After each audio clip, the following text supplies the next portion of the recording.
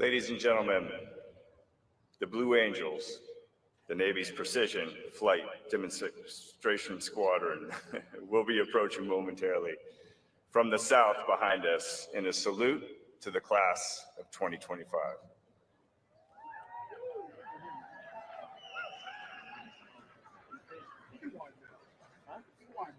I'm winding out, but I'm not going to get to the angels today. You don't think so?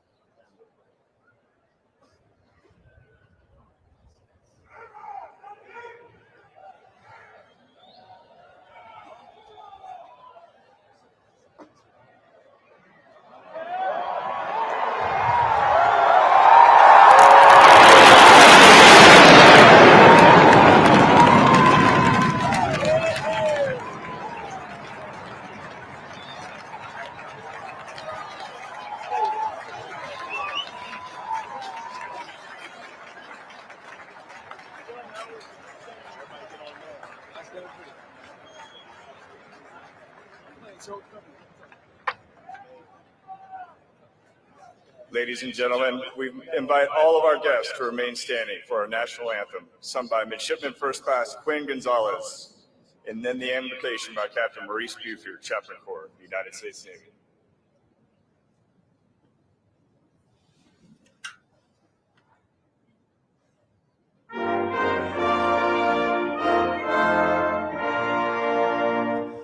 Oh, Satan, you see by the dawn's early light, what so proudly we hailed at the twilight's last evening, whose brotherhood and bright stars through the perilous fight. For the ramparts we watched were so gallantly streaming, and the rockets' red glare, the bombs bursting in air, gave proof through the night that our flag was still there. Oh, say does that star-spangled banner yet wave o'er the land of the free and the home of the brave?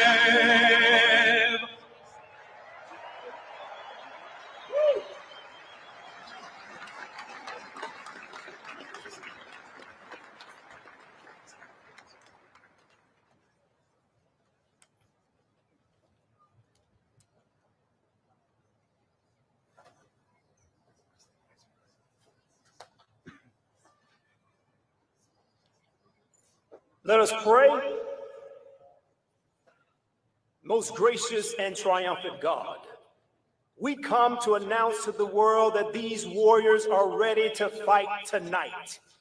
For the record reflects they have the moral clarity for the fog of war, the mental agility to outwit the opposition, and more importantly, the spiritual readiness to say on behalf of we the people, of the people, and by the people, that the best is yet to come. So would you stretch forth your hand and stir up our faith as a people? For only then will we know that all things are possible to those that dare to believe. Now receive all of your glory, your power, and your honor forever. Amen. Please be seated. Ladies and gentlemen, the 65th Superintendent of the United States Naval Academy, Vice Admiral Yvette M. Davids.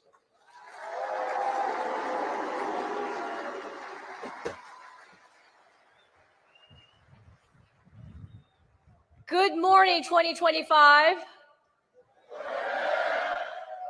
What a glorious day it is. Welcome to the graduation. Welcome to the graduation and commissioning for the great class of 2025.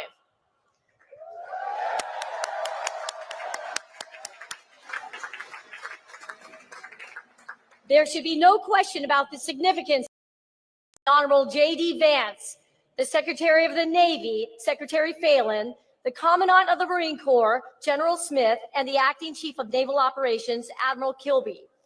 Also joining us today is Senator Sullivan from the great state of Alaska, a former Marine and the chairman of the Naval Academy Board of Visitors. And esteemed members of the board, Congressman Jake Ellzey of Texas, a proud member of the class of '92, and former fighter pilot, and Congressman Derek Van Orden of Wisconsin, retired Navy SEAL. And Congressman Rob Bresnam of Pennsylvania is also with us today. Thank you for joining us as we celebrate the class of 2025. I'm honored you could be with us today. Class of 2025, this week has been a whirlwind for you. So please allow yourself a brief moment to take it all in. Look around, go ahead, at your classmates next to you. Now up at the stands, find your family and friends and sponsor families and loved ones. Give them a wave.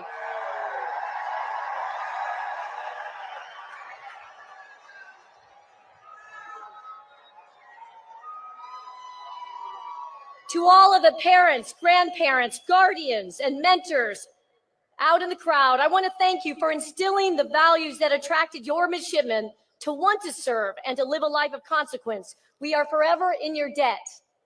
And thank you to our amazing and incredible dedicated faculty, staff, coaches, and sponsor families who contributed to this class's development into officers of character dedicated to the profession of arms.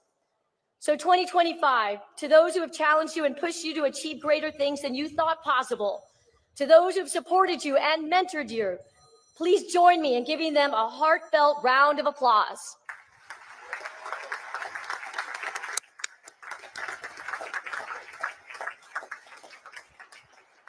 And thank you to all who have worked so diligently to set up this beautiful ceremony and to make this commissioning week so special. We appreciate you.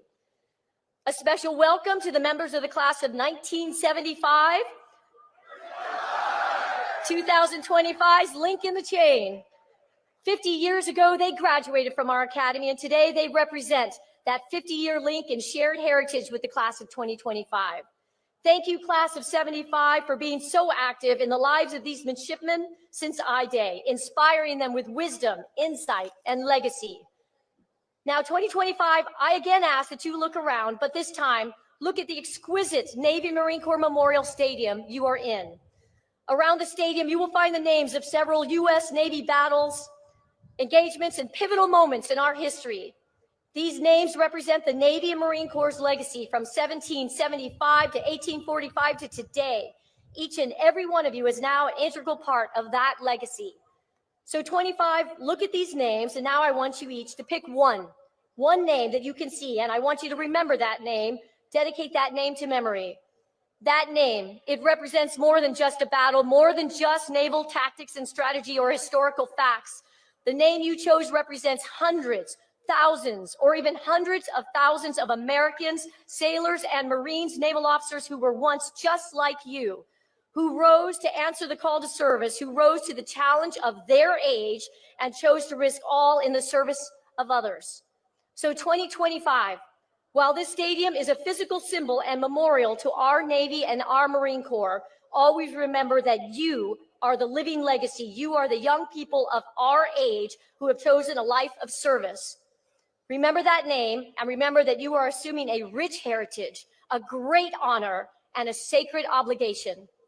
But you have been preparing for this day and the assumption of those incredible responsibilities for the past 1,423 days since I-Day.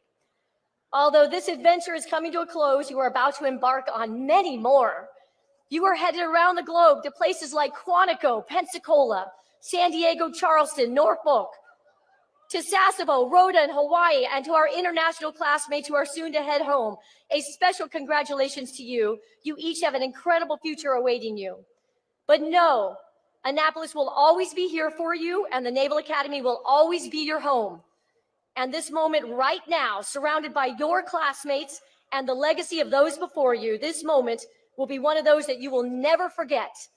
It will join other fond memories of crawling through mud and over obstacles at sea trials, bearing each other's weight as a team at Herndon twice, and swimming side by side at the first ever shellback ceremony. It will join memories of gloriously beating Army at every opportunity,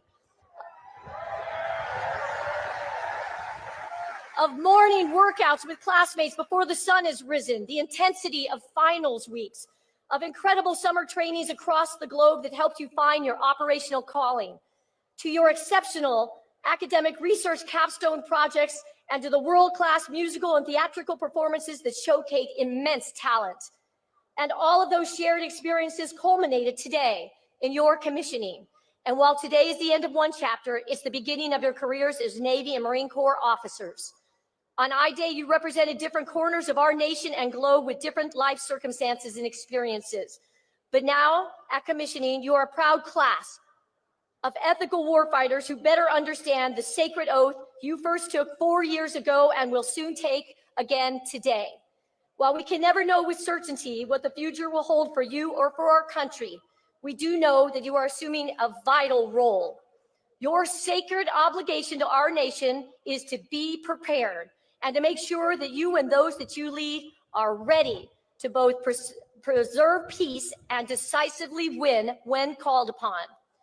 Vice President Vance, Secretary Phelan, Commandant Smith, Acting CNO Kilby, and to all my shipmates out in the fleet, I want you to know the class of 2025 is strong. They are prepared and they are ready.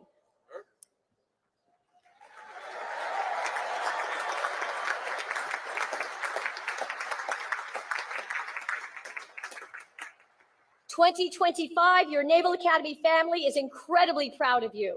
I'm incredibly proud of you, and I can't wait to see what you will accomplish in the years ahead.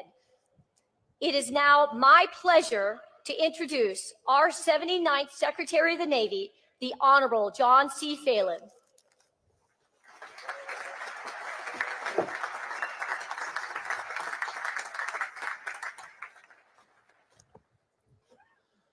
Well, I've been to many events, but this may be the coolest visual I've seen. So congratulations, really awesome.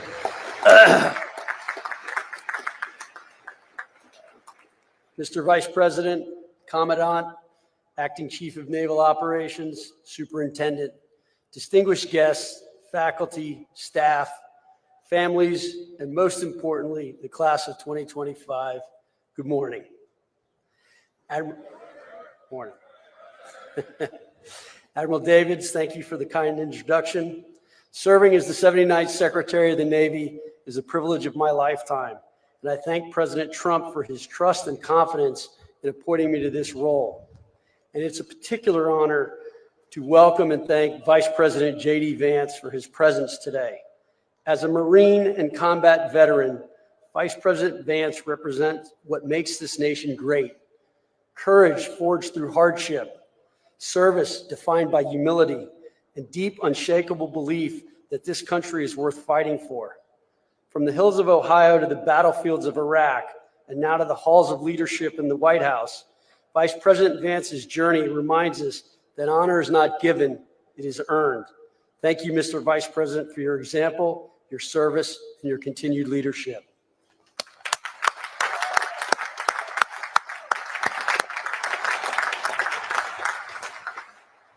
I'm truly honored and humbled to address the newest class of officers who will soon carry the weight of command and the hopes of our nation on their shoulders. You have earned the right to wear the uniform, not merely through the rigor of academics or the trials of Bancroft Hall, but through your daily commitment to something larger than yourselves. Today is a celebration, but is also a moment of transition. In a matter of days, you will be entrusted with lives, with missions vital to our national security, and with the legacy of those who came before you. From today forward, you are more than midshipmen. You are leaders in the Navy and Marine Corps, officers in a force that stands guard over freedom on every ocean, in every time zone, every hour of every day. That's no small thing, but let me be honest with you. What you're about to step into is not easy. The pace of change is accelerating. The threats are growing more sophisticated. The burden of leadership is heavier than ever, but so is the opportunity. The opportunity to shape the future of naval warfare, the opportunity to lead diverse, talented teams in ways that will define missions and even save lives. The opportunity to be exactly the kind of leader the world needs now. Smart, grounded, resilient, humble, and courageous. What will define you from this moment on is not your commission or your class rank or even your service selection. What will define you is how you lead when the pressure is on, when the plan falls apart, when lives are at stake, and when everyone around you looks to you for calm and courage. Leadership is never about you, it's about those you serve. General John Lejeune had it right when he said the relationship between officers and enlisted must be like teacher and scholar, not superior and inferior. Your people will teach you more than you expect. Respect that. Learn from them. Lead them well.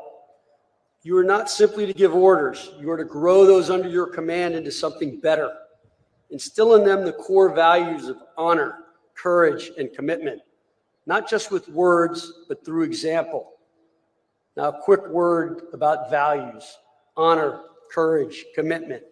These aren't just words etched on academy walls or printed in manuals.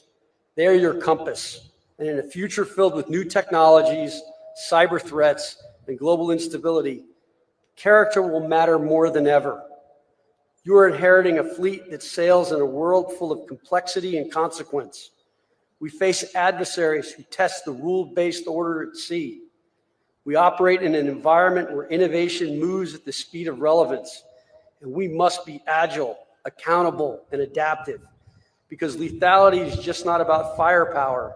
It is about clarity of purpose, efficiency of action, and unity of command. Admiral Rickover, the father of the nuclear navy, once said, "Responsibility is a unique concept. You may share it with others, but your portion is not diminished." You cannot delegate accountability. When the mission falters, your name is on the line. When it succeeds, share the credit. That is leadership. There will be days when you'll feel the weight or burden of leadership. That's natural. But on those days, remember this: you are not alone. You stand on the shoulders of those who came before you and beside shipmates who will have your back in ways that will stay with you for the rest of your life. You are stepping into a future that will test you, but I believe, we believe, the American people believe you are ready. Ready to innovate, ready to inspire, ready to lead in a Navy and Marine Corps that is evolving, modernizing, and building a more lethal, adaptable, and resilient force. You are the future of that force. So take pride in what you've achieved, take responsibility for what comes next, and take care of those you are privileged to lead. Your commission is more than a contract. It is a covenant with the American people. They trust you to defend this nation with honor, to wield power with restraint, and to lead with integrity, even when no one is watching.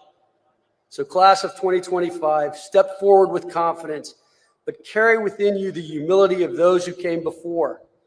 From the decks of destroyers to the cockpits of strike aircraft, from forward operating bases to submarines beneath the sea, you'll be the tip of the spear and the steady hand behind it.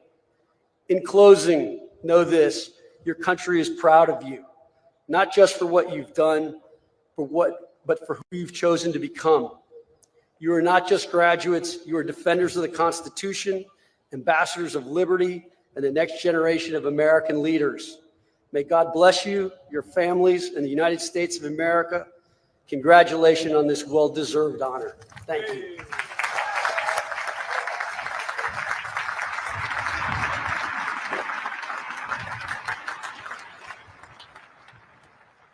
Ladies and gentlemen, it is my honor to introduce the 50th Vice President of the United States, the Honorable JD Vance.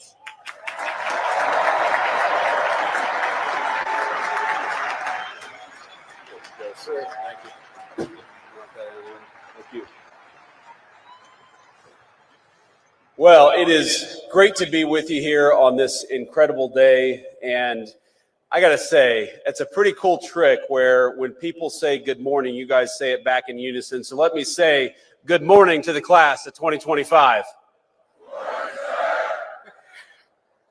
I want to say, first of all, thank you all for having me, and thank you especially to Vice Admiral Davids and Captain Allman for your hospitality. Thank you as well, of course, to Secretary Phelan for that great speech, Admiral Kilby, and General Smith for all that you do for our country. First off, I want to say, both from me and from President Trump, congratulations to the class of 2025.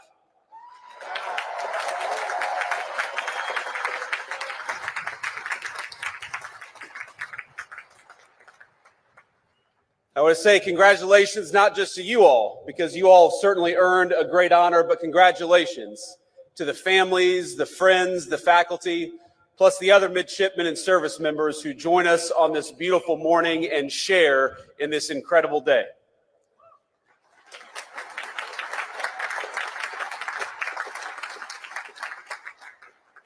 Now, it's always dangerous to give a politician a microphone, but I know that I am one of the very last things standing between you and your commission and your diploma.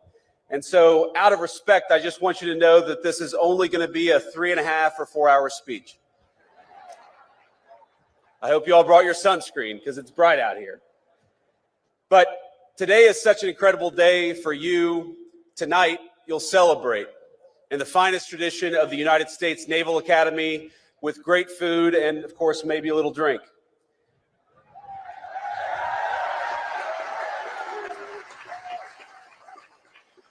But I hope that as you celebrate, you remember that this is not just your day, as hard as you have worked for it. This day belongs to parents, grandparents, aunts, uncles, teachers, brothers, sisters, and so many others. You, all of you, are the product of an incredible legacy. People who worked hard to give you a good education, food on the table, and a sense of possibility. People who took you to church, to practices, to tutoring sessions, people who prayed for you when you struggled and celebrated with you at moments just like today. Most of you are fortunate enough to have someone here to celebrate with you. Some of you don't. But whether they are here with you or not, the very best piece of advice I can give you is to begin your life in the fleet with a spirit of gratitude. Be thankful for all the people gathered here today and those who aren't, because they made you who you are and they got you to where you are today. And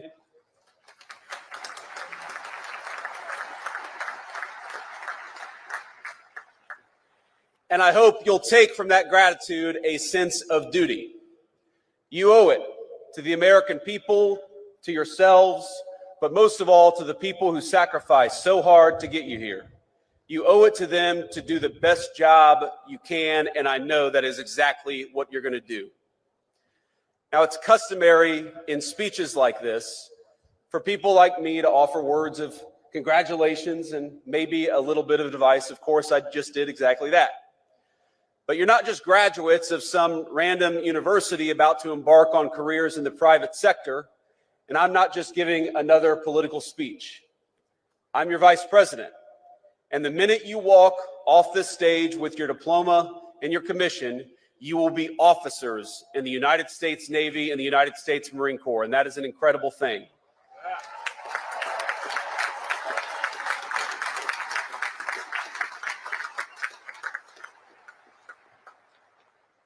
You will be leaders of men and women in our armed forces. So while President Trump and I congratulate you on this incredible achievement, I also thought it would be appropriate to tell you a bit about how the president and I think of your mission in this new and very dangerous era for our country. Now, last week, the president took a very historic trip to the Middle East, meeting with heads of state in Qatar, Saudi Arabia, and the United Arab Emirates. Most of the headlines focused on the trillions of dollars of new investment the president secured for our country, and that's, of course, an important thing. But I actually think the most significant part of that trip is that it signified the end of a decades-long approach in foreign policy that I think was a break from the precedent set by our founding fathers. We had a long experiment in our foreign policy that traded national defense and the maintenance of our alliances for nation building and meddling in foreign countries' affairs, even when those foreign countries had very little to do with core American interests. What we're seeing from President Trump is a generational shift in policy, with profound implications for the job that each and every one of you will be asked to do. Now, following the collapse of the Soviet Union, our policymakers assumed that American primacy on the world stage was guaranteed. For a brief time, we were a superpower without any peer, nor did we believe any foreign nation could possibly rise to compete with the United States of America. And so our leaders traded hard power for soft power. We stopped making things, everything from cars to computers to the weapons of war, like the ships that guard our waters and the weapons that you will use in the future. Why do we do that? Well, too many of us believed that economic integration would naturally lead to peace by making countries like the People's Republic of China more like the United States. Over time, we were told the world would converge toward a uniform set of bland, secular, universal ideals, regardless of culture or country. And those that didn't want to converge, well, our policymakers would make it their goal to force them by any means necessary. So instead of devoting our energies to responding to the rise of near-peer competitors like China, our leaders pursued what they assumed would be easy jobs for the world's preeminent superpower. How hard could it be to build a few democracies in the Middle East? Well, almost impossibly hard, it turns out, and unbelievably costly. And it wasn't our politicians who bore the consequences of such a profound miscalculation. It was the American people, to the tune of trillions of dollars, but more than anyone, it was borne by the people who were in your shoes just a few short years ago, by our service members and their families. The tens of thousands of warfighters who sacrificed precious time, energy, and in some cases, their very lives in the line of duty. They are the ones who bore the costs of past failure. Our leaders abandoned clearly stated strategic goals for lofty, often incoherent abstractions. This is how, for example, we wound up chasing a $230 million pier in Gaza that worked for a grand total of 20 days while injuring over 60 American service members in the construction and maintenance of that pier.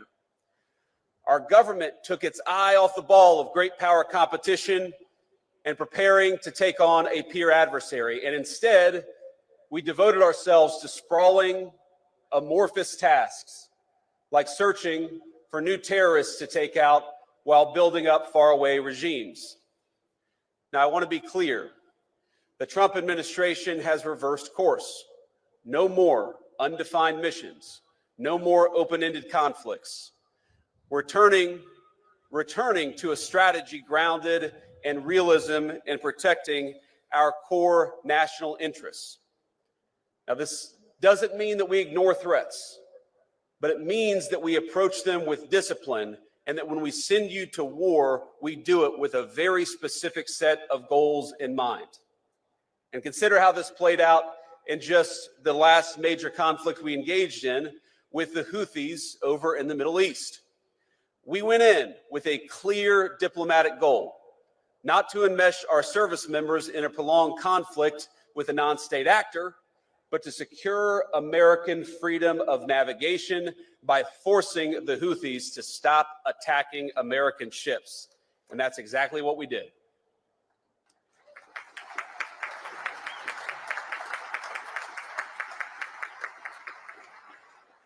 We pursued that goal through overwhelming force against Houthi military targets. In just the first 100 days of the administration, we were able to reach a ceasefire in a conflict that had been ongoing for nearly 2 years.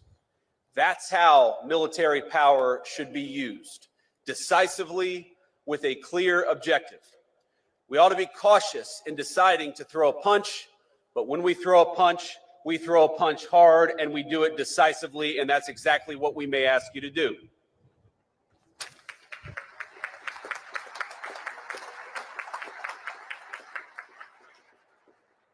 Now, that shift in thinking from ideological crusades to a principled foreign policy will help restore the credibility of American deterrence in 2025 and beyond. With the Trump administration, our adversaries now know when the United States sets a red line, it will be enforced. And when we engage, we do so with purpose, with superior force, with superior weapons, and with the best people anywhere in the world.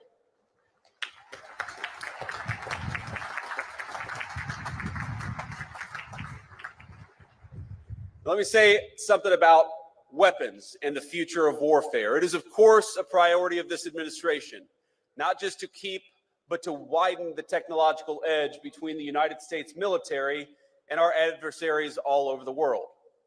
In the wake of the Cold War, America enjoyed a mostly unchallenged command of the commons, airspace, sea, space, and cyberspace. But the era of uncontested U.S. dominance is over. Today, we face serious threats in China, Russia, and other nations determined to beat us in every single domain, from spectrum to low Earth orbit, to our supply chains and even our communication infrastructure. Technology has lowered the cost of disruption, and so we must be, all of us, not just smarter. We got to make sure that we send our troops to war, we do it with the right tools. We can no longer assume our engagements will come without cost. That's why the Trump administration is investing in innovation, rewarding risk takers at the Department of Defense, and streamlining weapons acquisition for the new century. Investing in cutting-edge weaponry like hypersonics is important, but just as important are the low-cost, high-impact technologies that are already transforming the battlefield, things like drones. And by the way, when we talk about innovation, innovation is not just happening in the laboratory of a defense contractor. Innovation increasingly is happening on the very battlefields that you will lead troops on. So that you are not just recipients of innovation, you're not just users of tools, you will very often be developing tools in this new century.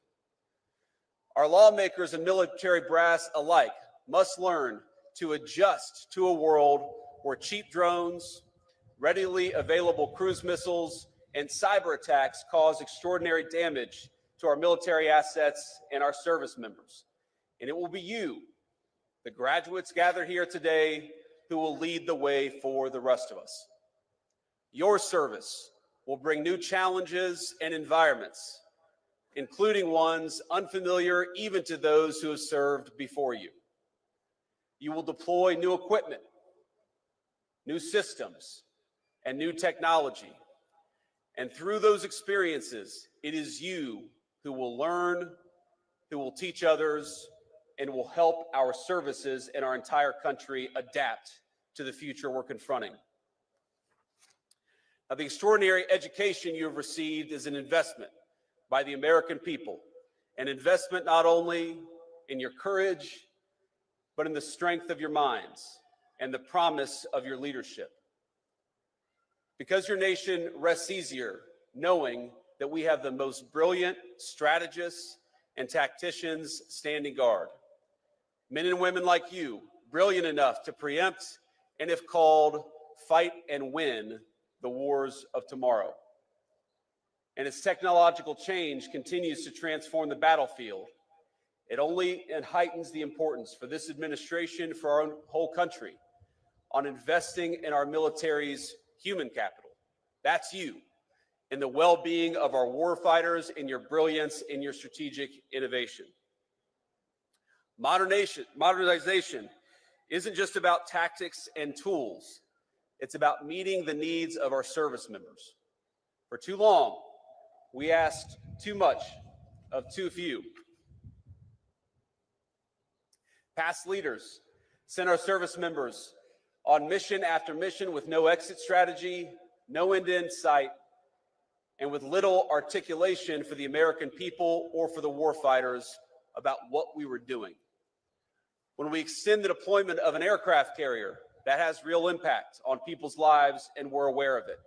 They miss their families. Of course, they miss their loved ones and their home life. They accept that sacrifice, and that's the job that you've taken on. But the job that we have taken on is to never misuse that sacrifice or never ask you to do something without a clear mission and a clear path home.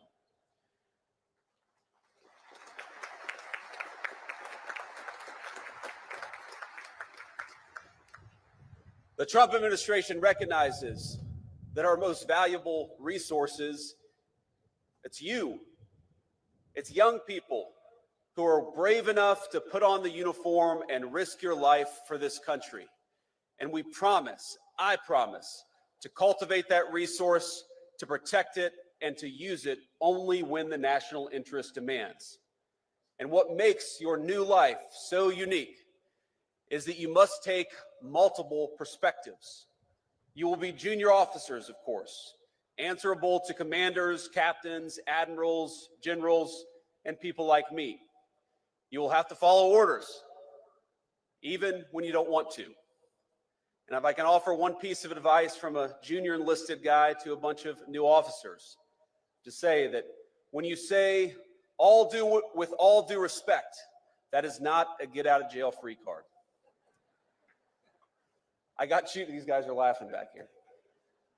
I got chewed out more times than I can remember because I assumed that I could say whatever I wanted to, so long as I said with all due respect before it. That's not how it works out. You learn that the hard way. But importantly, you are not just following orders. More often than not, you will be giving them. And just as I see you as our most precious resource, so you must see the men and women who call you sir and ma'am as your most sacred charge. You will not just be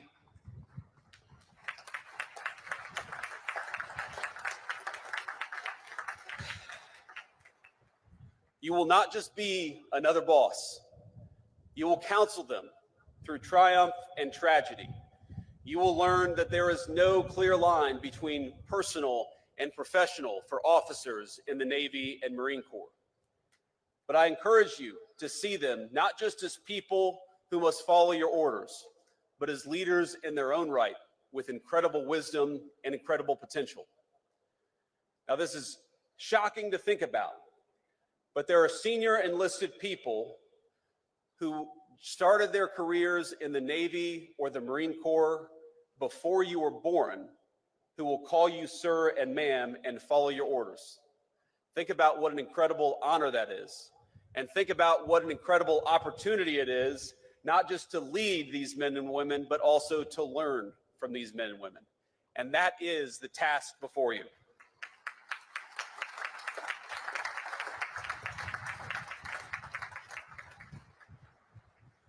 You will lean on that experience, of course, but still, you're very often, more often than not, you're going to be the one in charge.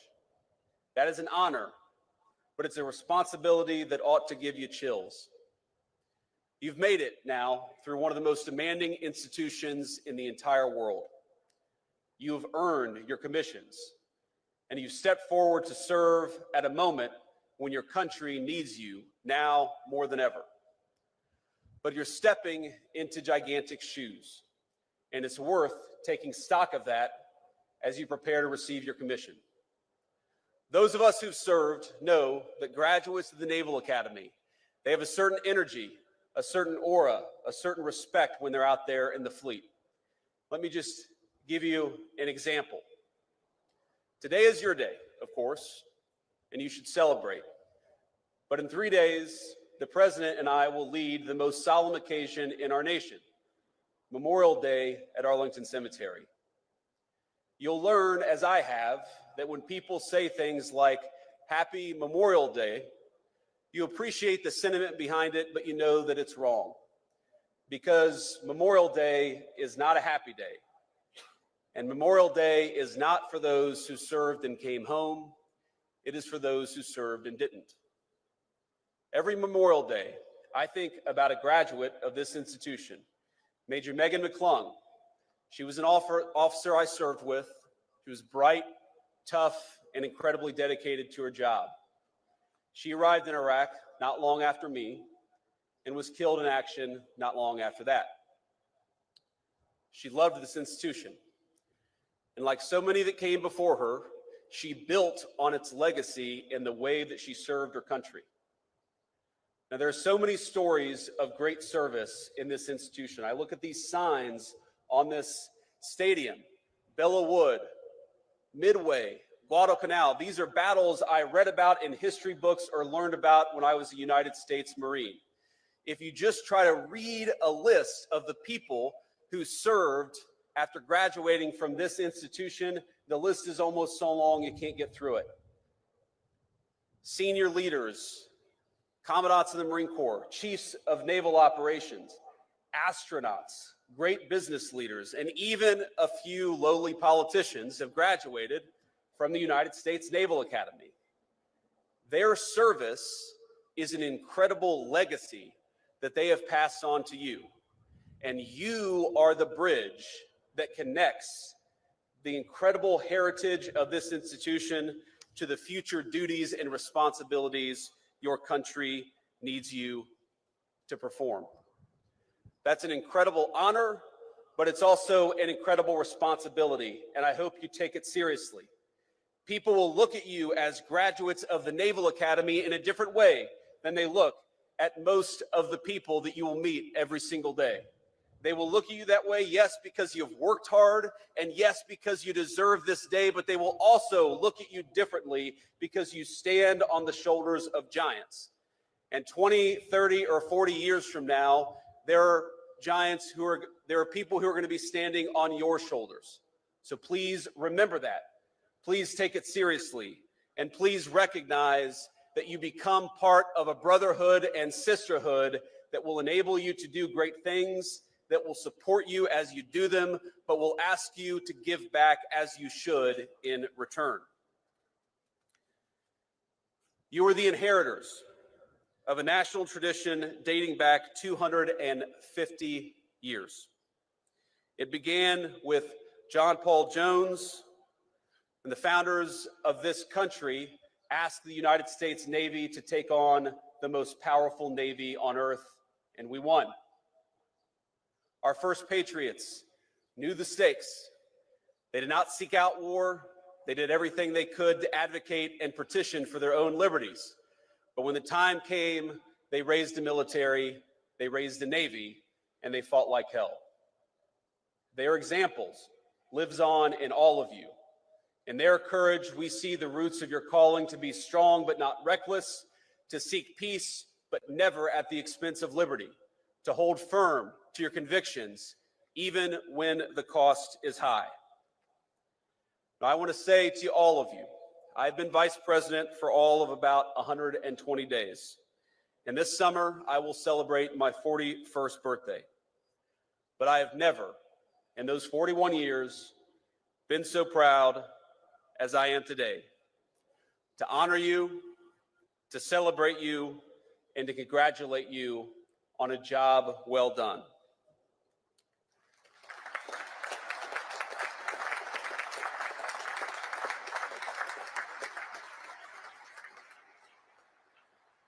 Now, I'm sure some of you share my politics and some of you don't. But I know today I speak for a grateful nation when I say we are rooting for you. Naval Academy class of 25, we are proud of you and we depend on you. Congratulations, Godspeed, and do great work.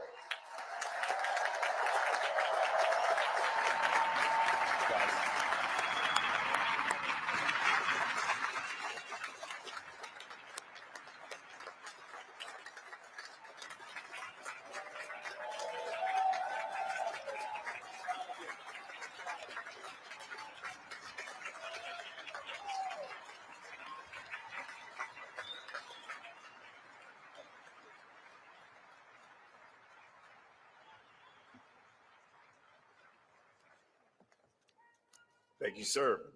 We'll now confer the degrees. The Academic Dean and Provost of the United States Naval Academy, Dr. Samara Elfire.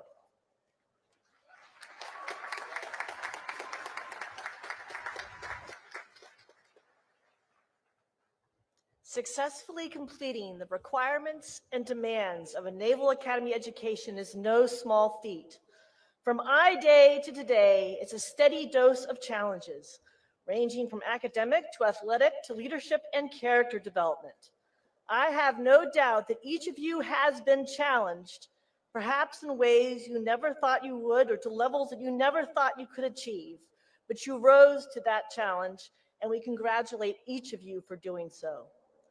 To the families and friends of these soon-to-be Naval Academy graduates and officers, these soon-to-be ensigns and second lieutenants, and to the faculty and staff here today as well, I would like to thank you and congratulate you. The rare graduate is the one who never needed the support of family, friends, and mentors. These graduates, like the tens of thousands before them, have depended on your support and encouragement, and you were there for them when they needed it the most. I know you are proud of their success, and we are most grateful to you for your role in that success.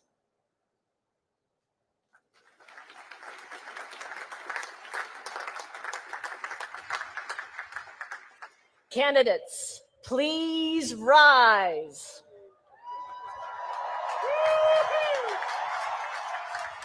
Admiral Davids, on behalf of the faculty of the United States Naval Academy, I present these candidates for the baccalaureate degree and recommend that this degree be conferred upon them.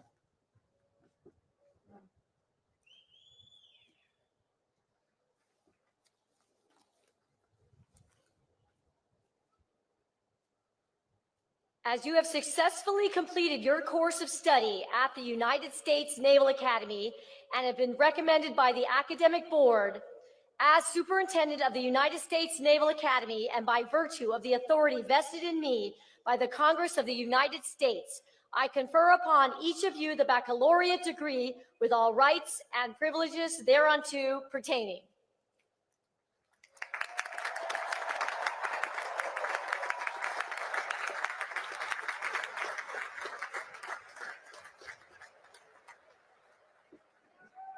All right, please be seated.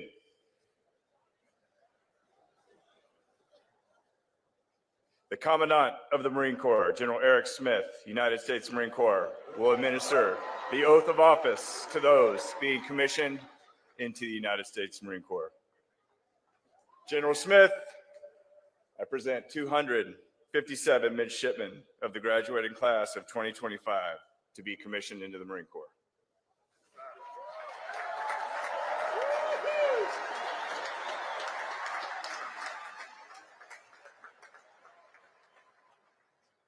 Well, good morning. Yeah, that sounds about right. Congratulations on this milestone achievement, and thank you for making the decision to serve. Today, you take your place in the ranks of Marine officers, a role of immense trust, responsibility, and consequence. You're joining a corps forged in battle, defined by discipline, and bound by an unshakable commitment to mission and to each other. This is not the end of a book. This is the beginning of a whole new chapter. From this day forward, you are accountable for the lives, welfare, and success of the Marines you will lead. We don't lose. We're United States Marines.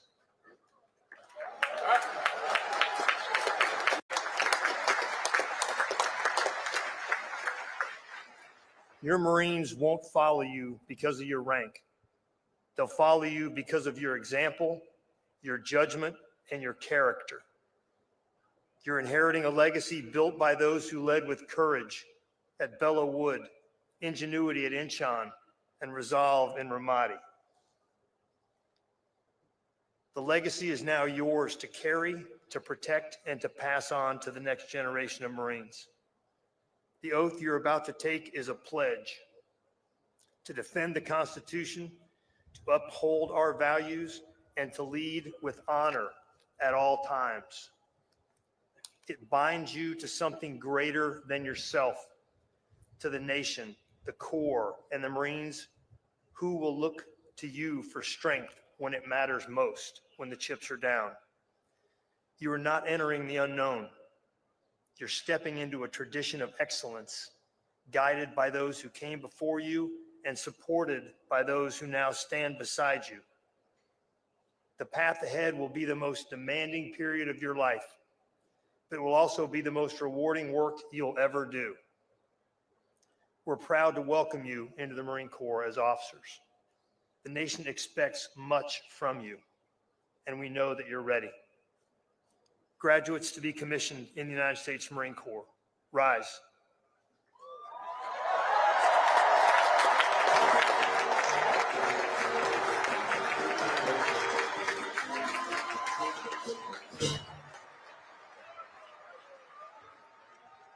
Raise your right hands. Having been appointed as second lieutenant in the United States Marine Corps to rank from 23 May 2025, I'll ask you this. Do you hereby accept such appointment? And do you solemnly swear that you will support and defend the Constitution of the United States against all enemies, foreign and domestic, that you will bear true faith and allegiance to the same, that you take this obligation freely without any mental reservation or purpose of evasion, and that you will well and faithfully discharge the duties of the office on which you are about to enter, so help you God.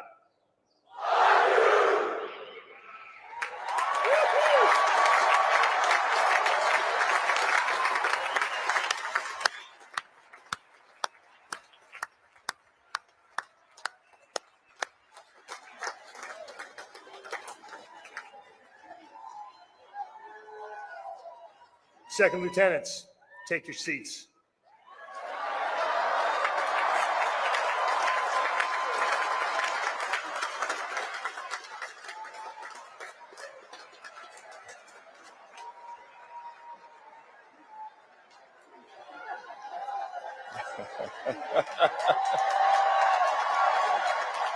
Get him, Adley.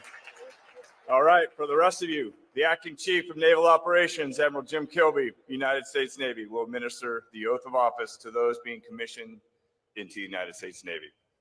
Admiral Kilby, I present 764 midshipmen of the graduating class to be commissioned into the Navy.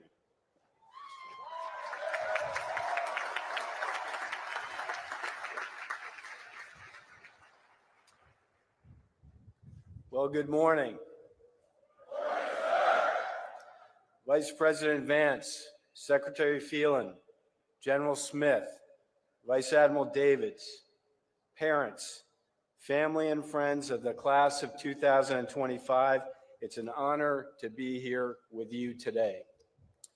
I want to echo those before me in taking a moment to recognize all of the families and friends present. Each of you had a profound impact on the men and women in front of me, instilling in them the values, will, and courage to serve something greater than themselves, a decision that sets them apart from their peers. Thank you for your continued support. Class of 2025, congratulations on joining the world's premier maritime fighting force.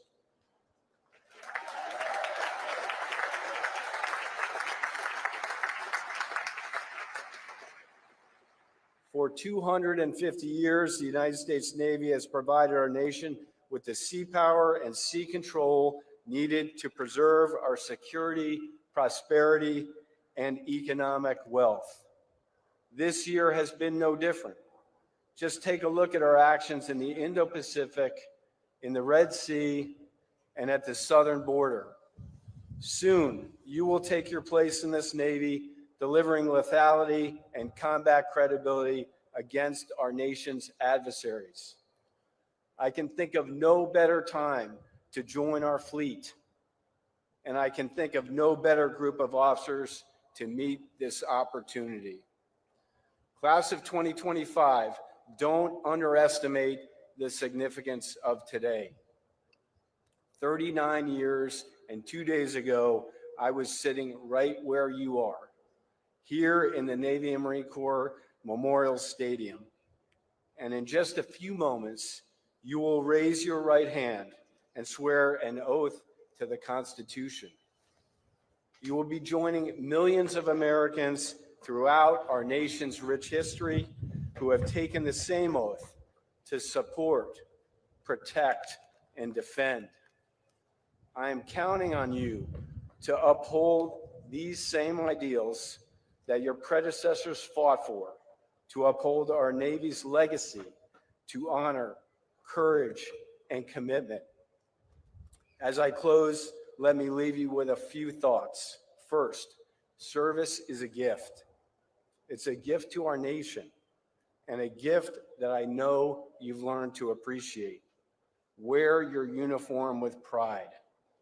Uphold the same standards of excellence that got you here today, and don't forget that you are serving something greater than yourself.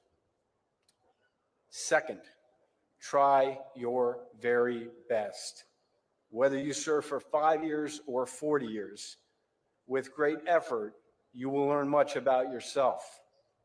Continue to improve on the things you are happy with and double down on those areas where you fall short. Your future bosses don't expect perfection, but they do expect effort. And finally, I recommend a routine check-in with your family. They love you and will always be a source of strength and support as you navigate your service. Soon to be ensigns, I am proud to serve alongside you. I am proud to call you shipmates, and I can't wait to see what you will do in the fleet. Thank you for choosing to serve our nation in uniform, and thank you for committing yourselves to the world's greatest Navy. You absolutely made the right choice. Congratulations, and bravo, Zulu, on a job well done.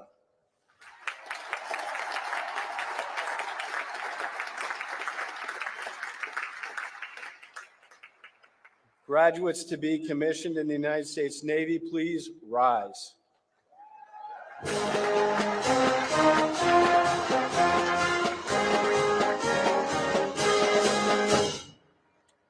Please raise your right hand. Having been appointed an ensign in the United States Navy to the rank from 23 May 2025, do you solemnly swear that you will support and defend the Constitution of the United States against all enemies, foreign and domestic, that you will bear true faith and allegiance to the same, that you take this obligation freely, without any mental reservation or purpose of evasion, and that you will well and faithfully discharge the duties of the office on which you are about to enter. So help you God.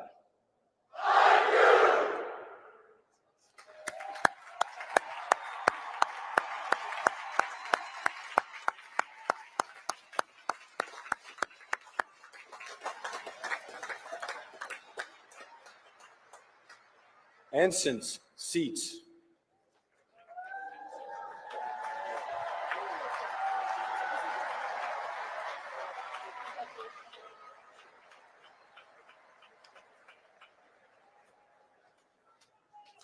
Ladies and gentlemen, today we will graduate 1,048 men and women who have met the many challenges of 4 years at the Naval Academy.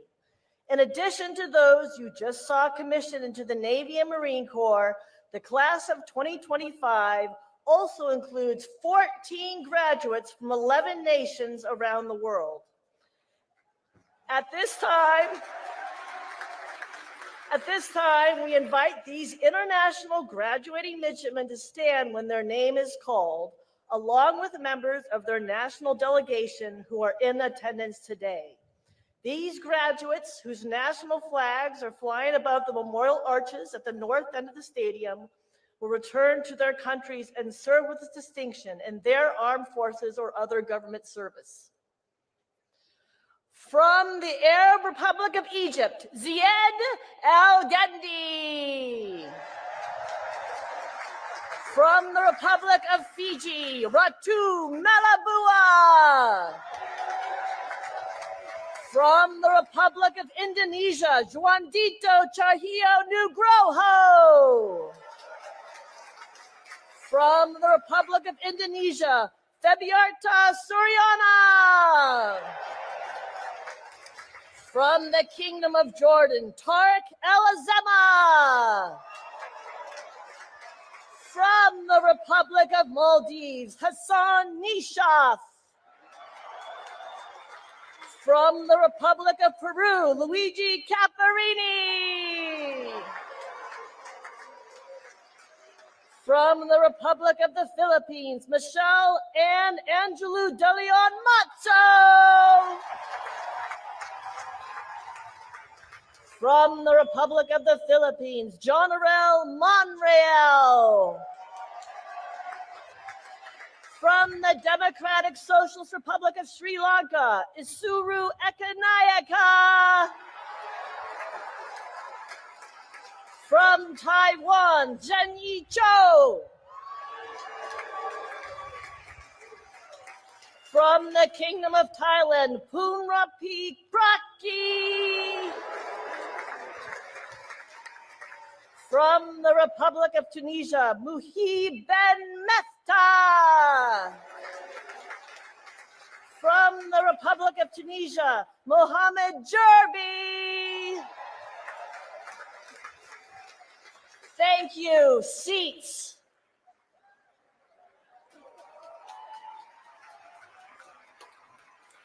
Today's graduates join the more than 90,000 men and women who have graduated from the Naval Academy since its founding in 1845.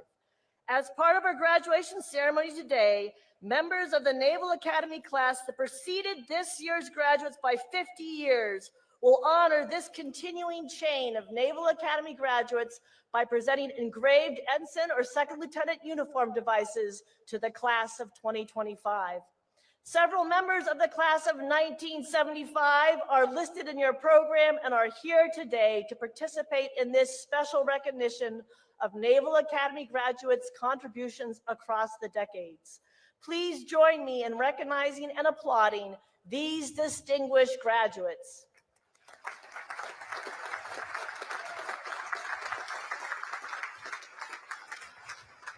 Finally, before we begin introductions of individual graduates, I should remind you of an important Naval Academy tradition. The parents and friends of each graduate are invited to stand when that graduate's name is called. In that way, we can recognize your contribution to the achievement of these fine young men and women. The Vice President will now present diplomas to those individuals graduating with distinction. Those members of the class of 2025 graduating with distinction, please rise.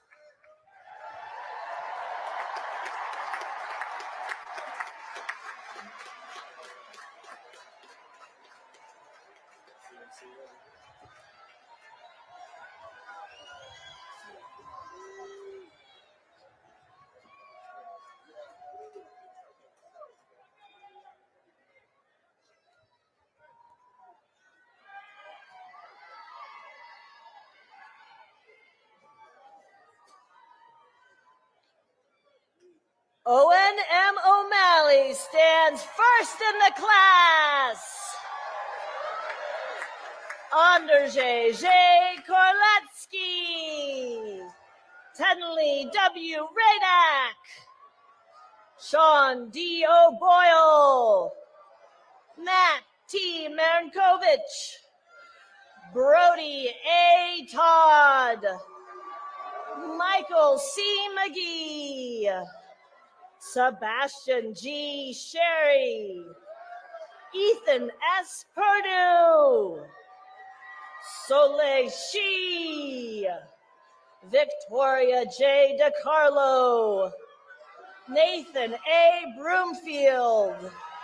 Zachary Z. Pegg. Harrison A. Kaplan. Emma E. Fromelt. Connor W. Pettigrew. Reese M. Winter. Aiden L. Plain. Jacob L. Price, Jillian R. Anke, Ryan J. Ramondi, Justin T. Lau, Lucas G. Spiro, Molly M. Tressler, Joshua B. Herbert, Noel J. Poovey, Vishal R. Mandava, Noel M. Davente, Cooper A. Walsh, Richard A. Carter III, Sophia T. Utzinger, Grace Ann Peterson, Troy J. Boland, Nicholas Constantine Spears, Gavin A. Milligan, Daniel J.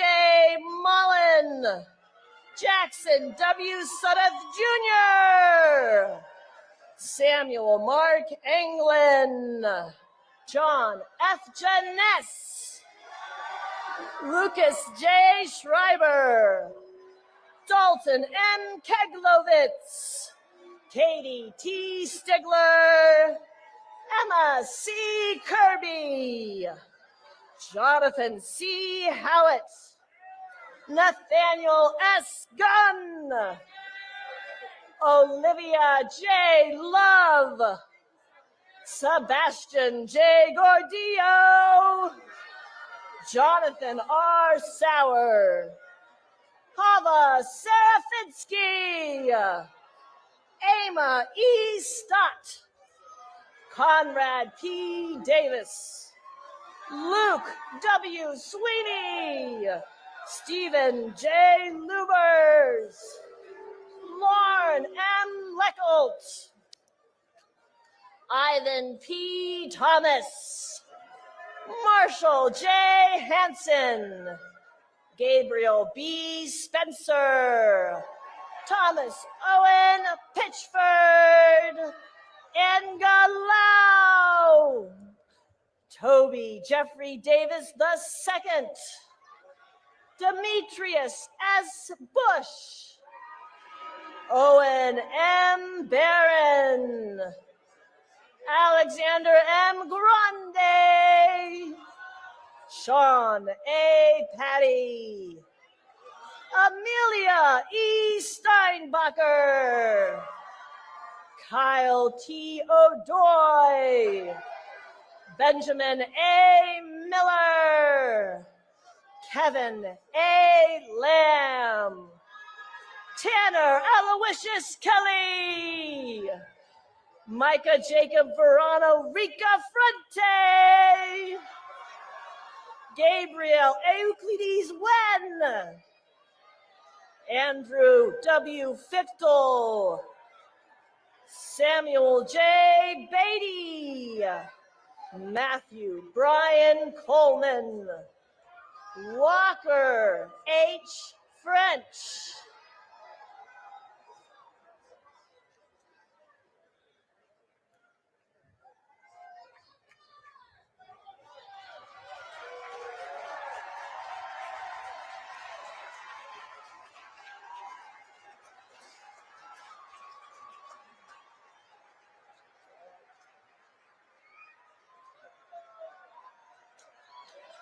Morgan Noel Eater, Matthew D. McClelland,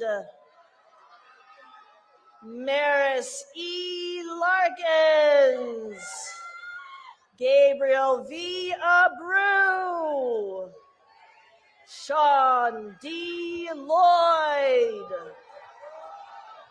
William J. Sanchez, Landon M. Buford, Daniel R. Barber, Sean D. Miller, John K. Jabor, Alexander A. Asadi Khani, Benjamin M. Balmer, Riley B. Reeves, Andreas E. Huscher, Elizabeth A. Jendrysik, Ronald W. Miller, Jenna M. Bargefried, Wyatt J. Kuhn, Silas P. Costro, Alston J. McCaslin VII,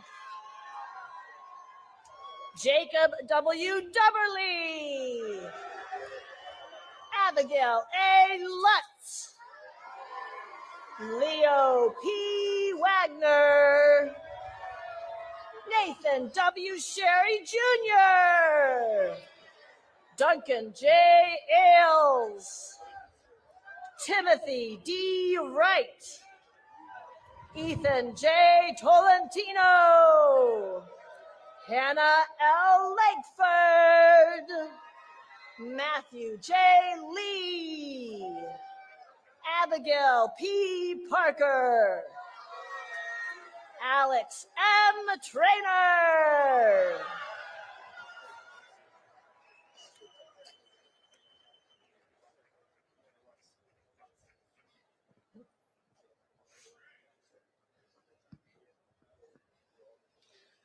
The Vice President, the Secretary of the Navy, the Acting Chief of Naval Operations, the Commandant of the Marine Corps, the Superintendent, and the Commandant of Midshipmen will now present diplomas to members of the graduating class individually by company. Odd-numbered companies will receive their diplomas from my left, and even-numbered companies from my right.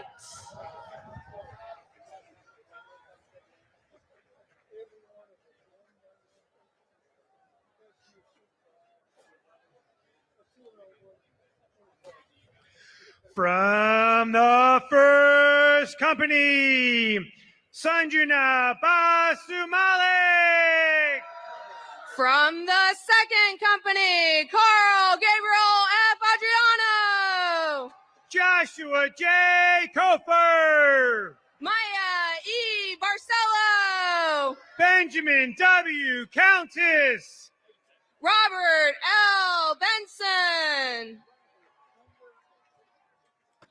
Anna B. Drinkard. Noah E. Bloom. Braden W. Volkersma. Jessica M. Carruthers. Daniel C. Frere. Elizabeth J. Cermak. Luke F. Casper. Gavin J. Choi. Piper M. Geisler. Luke V. Dixon. Amber C. Hodges. Nathan Y. Faust. William T. Holsinger. Creedon G. Folger. Julia R. Horton. Wyatt W. Gleed. Shankar S. Jambunathan. Devin K. Gordon. Tyler S. Kasawagi. Anthony W. Harrington. Jude M. Crick. Haley N. Hoffman. Joseph S. Lee. Brock C. Houston. Adley Lewis Young. Michael G. Caliphate. Grace E. Lout. Emmett C. Kirby. Lily E. Lutz. Natalie H. Kramer. Brian L. McLean. Michael D. McDonald. Maxwell J. Mondo. Lucas S. Merritt. Grace C. Oliver. Andres D. Ruiz. Caleb W. Shade, Joshua X. Silva, Xavier B. Sturdoffen, Thomas R. Sneed, Kevin K. Sung, Campbell T. Spates, Luke Z. Thiemann, Christopher J. Stumpf, Addison E. Wilbur, Joy D. Texera, Ursula C. Wise, Kyler D. Villa, from the third company, Grace J. Bean, Eleanor G. Veazey, Thomas T. Bowie, Ryan W. Waba, Chloe M. Clausen, Rebecca V. Wiley, Randall S. Swiner, from the fourth company, William Carter Ash, Joseph W. Deegan, Cameron J. August, Isabella S. Fadulin, Jack H. Began, Margaret C. Geiger, Charlotte F. Blish, Samuel T. Graham, Ethan A. Borst, William G. Gravitt, Stelios E. Boyaki, Wesley S. Kim, Charlotte C. Brailsford, Roman J. Larocco, Luigi G. Caparini, Kyla R. Manning, John M. Crotty, Ann J. McCollum, Eolua Katitan Idada, Cyrus S. McLeod, Dylan S. Dixon, Ross L. Moore, Gavin C. Gregorek, Joshua L. Moran, Paulina I. Hollis, Jack T. Norton, Chris T. Johnson, James A. Roney, Lane N. Londas, Julian J. Trilling, Caress S. Mack, Justin K. Werner, Megan V. Marengo, Tyler K. Woodworth, Keanu D. Mark, from the fifth company, Mason Y. Banks, Charles K. Miller, Grace E. May Blokey, Byron E. Rhodes, Peter J. Carino, Jolieste J. Romero, Luke J. Dever, Anuj R. Sursaker, Athena T. Din, Caden M. Smith, Linnea C. Forsberg, Amelia R. Snyder, Maria A. Graffoff, Ian C. Stewart, Alan Hum, Michelle R. Swetzel, Luke J. Hess, Jonathan T. Swift, Bobby Diaz, Rebecca J. Van Vliet, Major B. Kent, Michael C. Whelan, Frank Min-Gyu Kim, Jaden E. Young, Nicholas D. Madonna, from the sixth company, George K. All, Liam G. McInerney, Josephine T. Bauer, Luke T. Nestor, Hayden R. Belcher, Brandon D. Pelletier, Joseph P. Chase, William A. Robinson, Zenny Cho, William M. Schlepper, Keelan M. Daly, Benjamin G. Snyder, Joshua D. Dowdy, Jocelyn K. Schoen, Joshua A. Escobedo, Cameron D. Smith, Delaney K. Feeney, Christian K. Yoon. Luke E. Garner, From the 7th Company, Everett C. Andrew, Jeremiah A. Gilbert, Daniel Alexander Angelou, Alexandra G.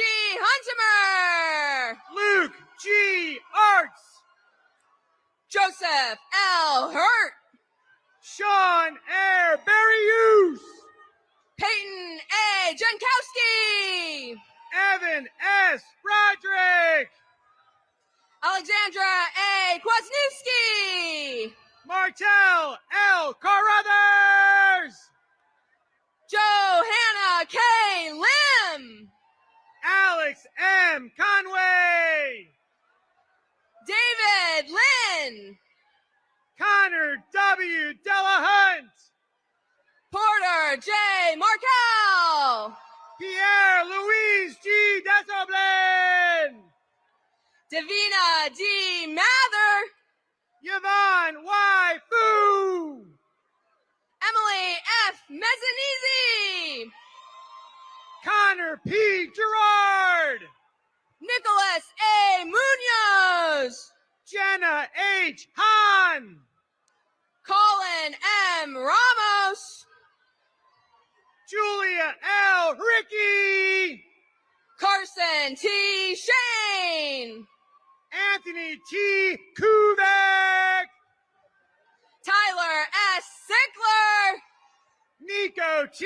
Laurel, Emiliano Torres Valencia, Jonathan Lee, Caleb M. Walker, Tara N. Mahoney, Jason R. Whitaker, Troy M. Myers, Patrick M.J.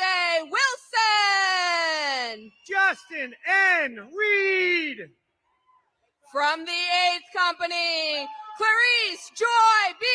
Absalon, Riley A. Rose, Alyssa E. Baez, Aurora Raquel Sandoval, Tatiana C. Bavarnik, Jacob F. Shepman, Charles R. Francisconi, Lana Bay Schmidt, Jacob W. Frick, Emma Ann Singo, Liliana D. Gemma, Abdan Augusto de Jesus Viva Tejadas, Kayla E. Gibbons, Catherine A. Weaverling, Santiago Grisales Arboleda, Darby E. Whalen, Xavier M. James, from the 9th Company, George W. Bolcato Jr., Dahlia M. Kilgore, Samantha L. Bollinger, David H. Kreidler, Titan A. Case, Herbert E. Lacey III, Blakely J. Creamer, William R. Lane III, Emiliano Crespo Perez, Jennifer T. Luong, Zachary J. Cudney, Thomas I. McNew V, Alyssa J. Daly, Zachary J. Meyer, Heath R. Edinger, Elizabeth L. Rainier, Mitchell B. Fisher, Nazir W. Rogers, Benjamin A. Grieb, Mila J.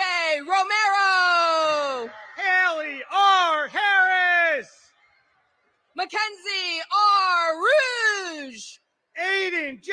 Hogan, Gil A. Sahagan III, Andrew R. Jones, Jacob A. Swanner, Benjamin P. Keenan, Alexander R. Trinidad, Eric Mason Lindsay Jr., Jaden T. Washington, Aaron Air Nicastro, from the 10th Company, James P.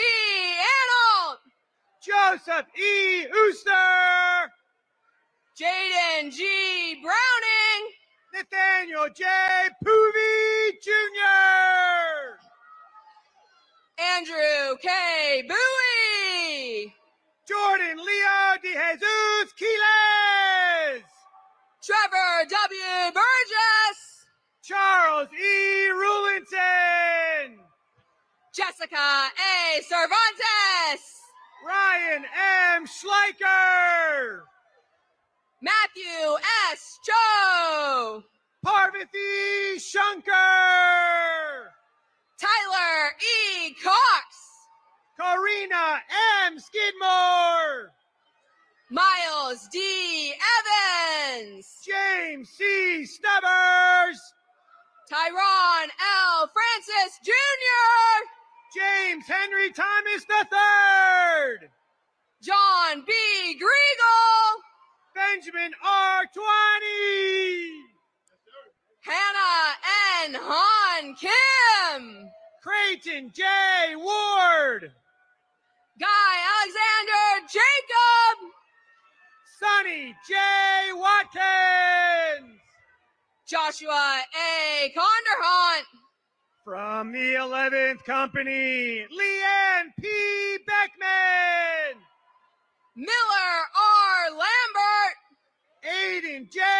Bear, Emma G. Mortensen, Dayton E. Bottom, Ramon Mendoza, Evan A. Brown, Zoe M. Moore, Gavin M. Buchanan, Joseph J. Moraja, Noah M. Chavez, Sarah A. Owens, Jackson R. Furch, Maxwell T. Pastel, Sebastian A. Gordon, Alexa N. Riddle, Amin K. Hassan, Thomas A. Scully, Lauren I. Ledner, Bowen S. Shuttleworth, Miabella Martinez, Nathan C. Smith, Hannah L. McCarthy, Tyler J.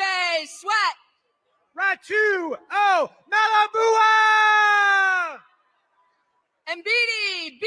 Williams Jr. Jameson Mazo Meyer, From the 12th Company, Apollos D.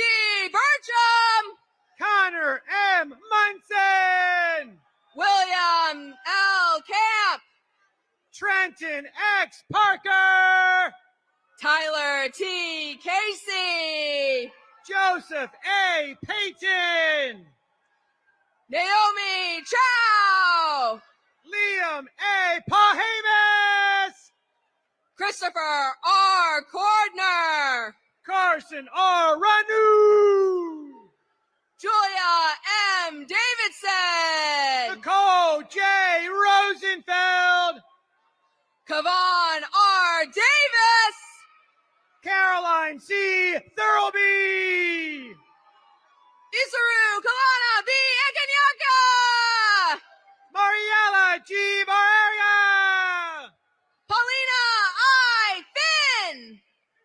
Brennan P. Walker, Kenneth J.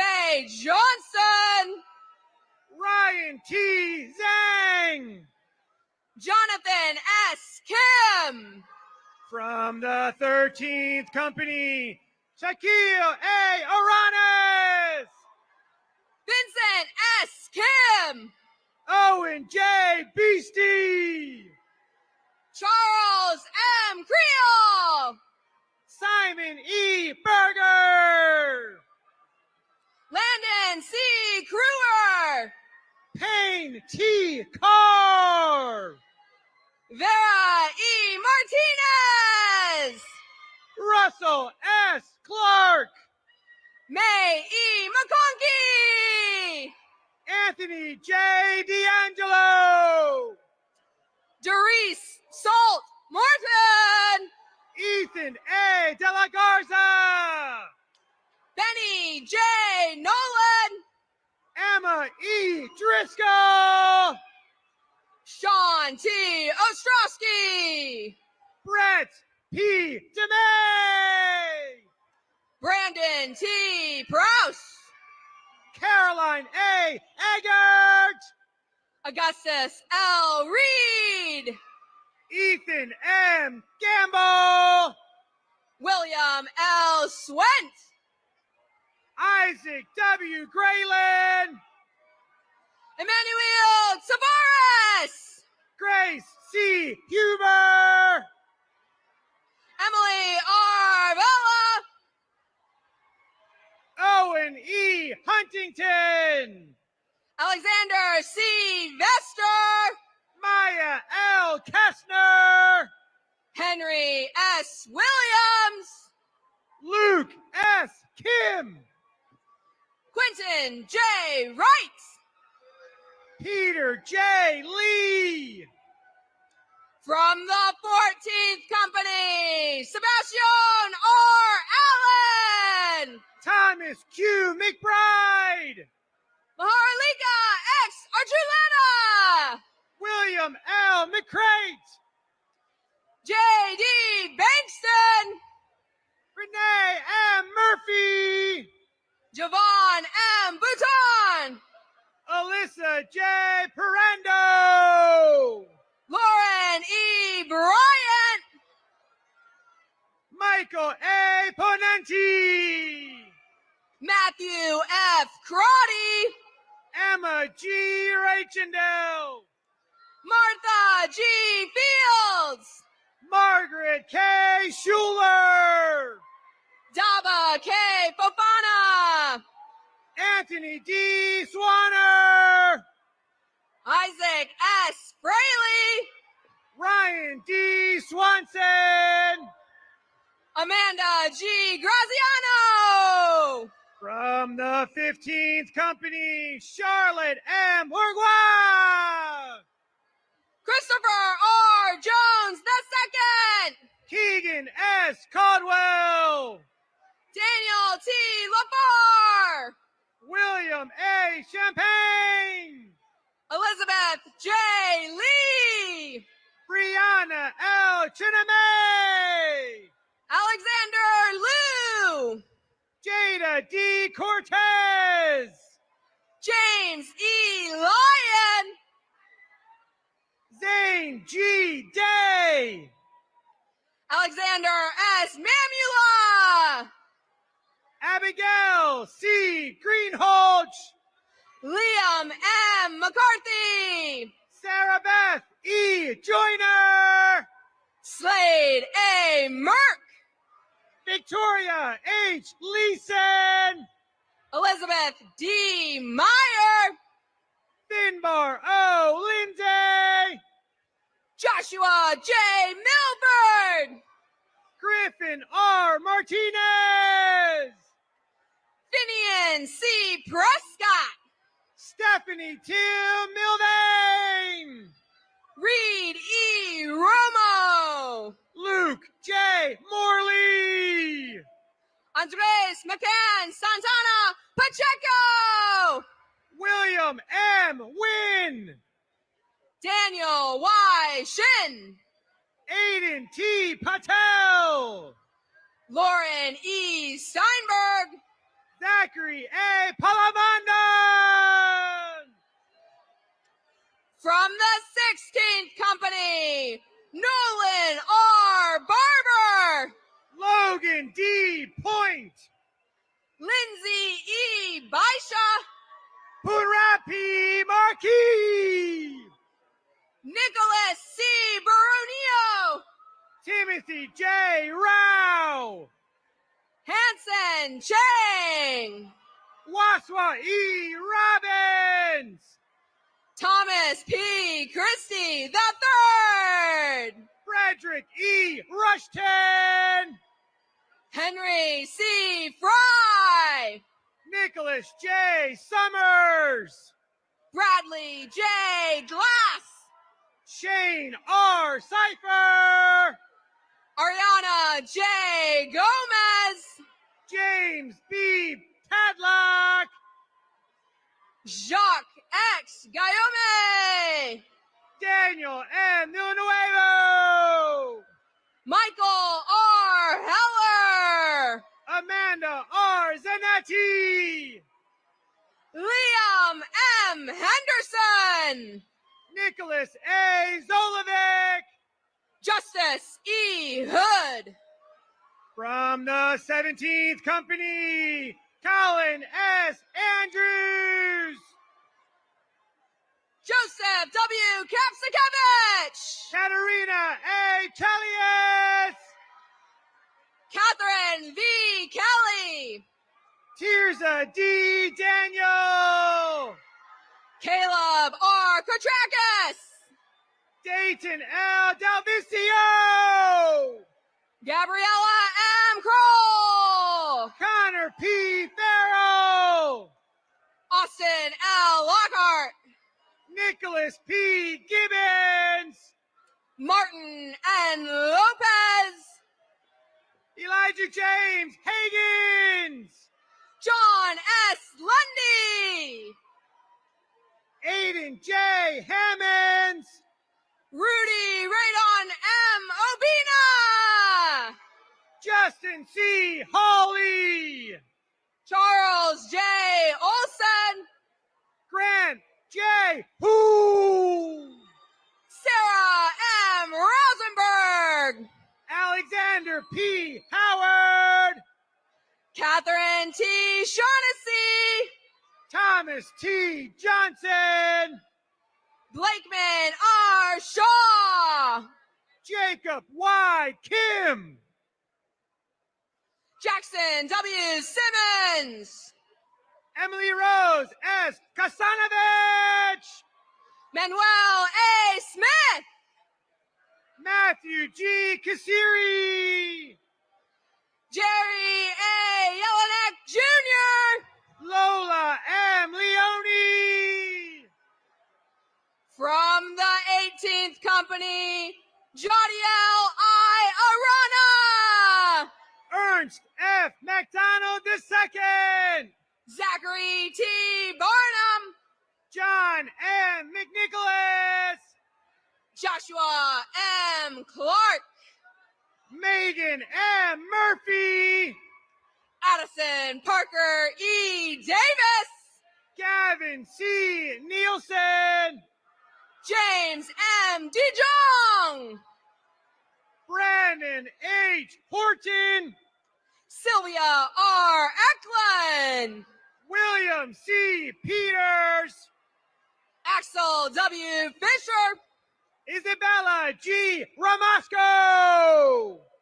Hunter M. Gawley, Brent L. Self. Charlotte V. Hall, Seth V. Talbert. Kendall R. Heber, Tanner B. Wade. Alexander B. Hoot, John H. Walsh.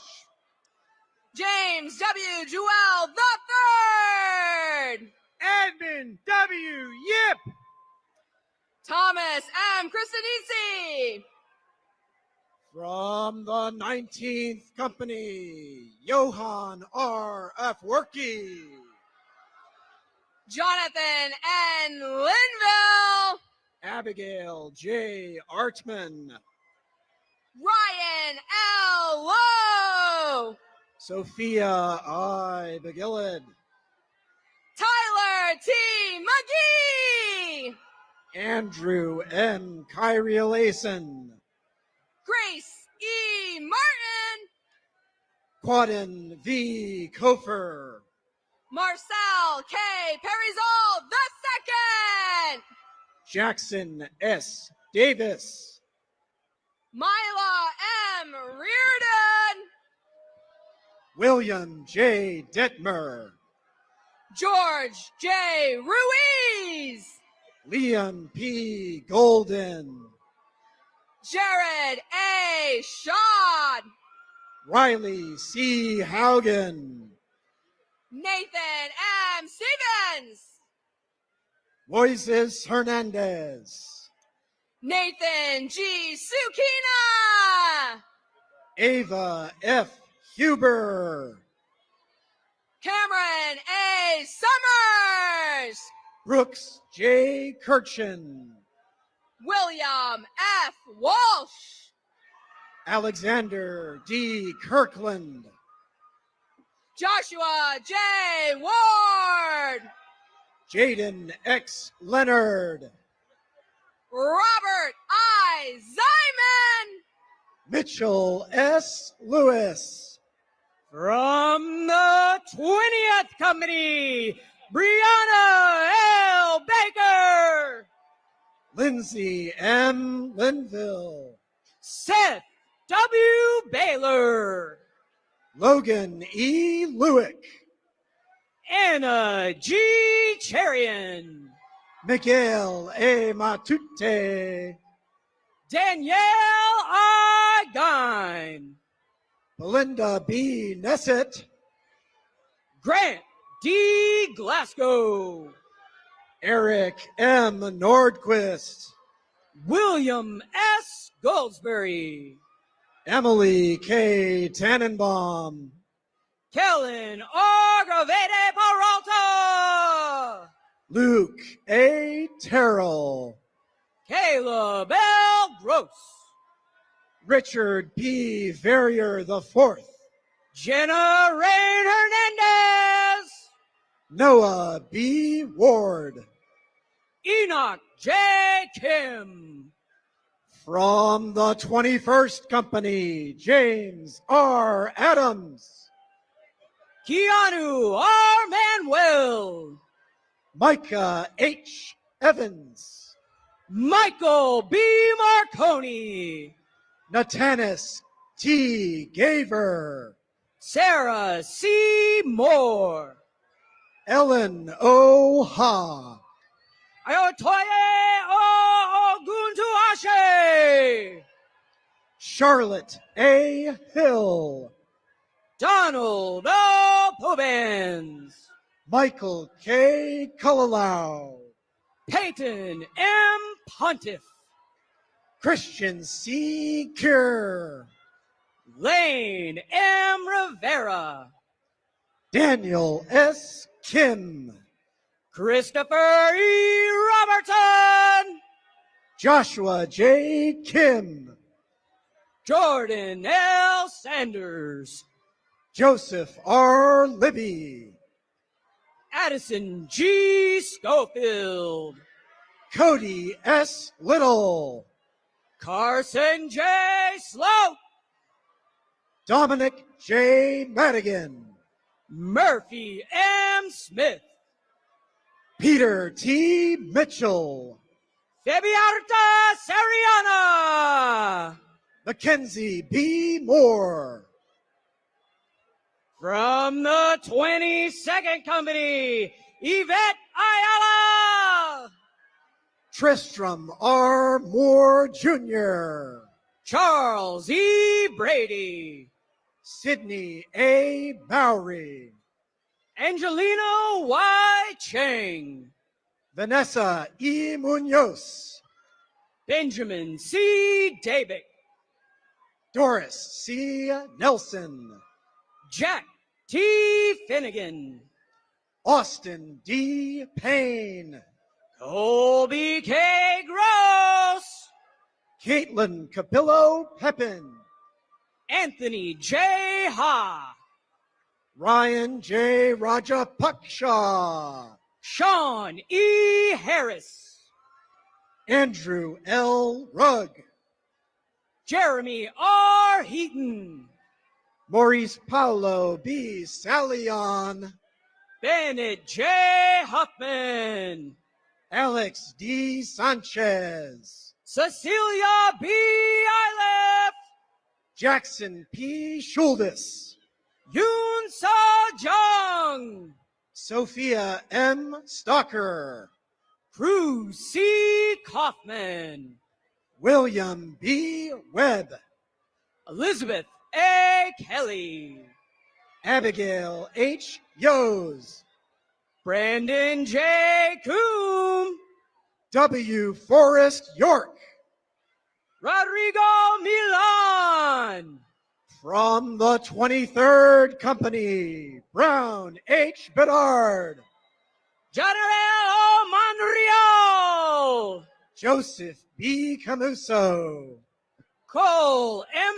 Phillips, Caden R. Carey, Joshua D. Potts, Darius D. Dix, Jaheim A. Scott, James P. Flanagan Jr., Alexis N. Smith, Madison N. Gamble, Bennett M. Stenberg, Andrew H. Hare, Turner B. Stepp, David P. Hill, Victoria A. Trevino, Connell T. Hospitales, Jordan R. Urea, Jillian B. Hugh, Connor J. Walcott, Camden C. Johnson, John Luke Warner, Abigail M. Kim, from the 24th Company, Kylie E. Bedard, Thomas F. Maldonado, Joseph P. Bell, Joshua A. McGill, Muhib Ben Mefta, Mimi W. McHugh, Connor M. Cranfield, Caroline M. Meadows, Leonard Cummings III, Dennis J. Moynihan III, John G. Freeman, Ryan M. O'Day, Brianna N. Gibson, Riley J. Reithman, Thomas L. Goldenberg, Robert M. Thompson, Noah J. Harding, Mabel E. Urrutia, Deshaun L. Horton Peel, Margaret D. Ward, Lillian S. Wong, Solomon A. Woldeselassie, Thomas F. Inman, Caroline E. Ziegler, Jeremiah S. Kim, Anthony M. Zumbar, Nathan S. Lee, from the 25th Company, Daniel Hamer, Julamber M. Maige, Isaac E. Abbott, John L. Mandish, Owen S. Archer, David A. Mendoza, Thomas D. Chase Jr., Isabel T. Navolio, Riley W. Clautis,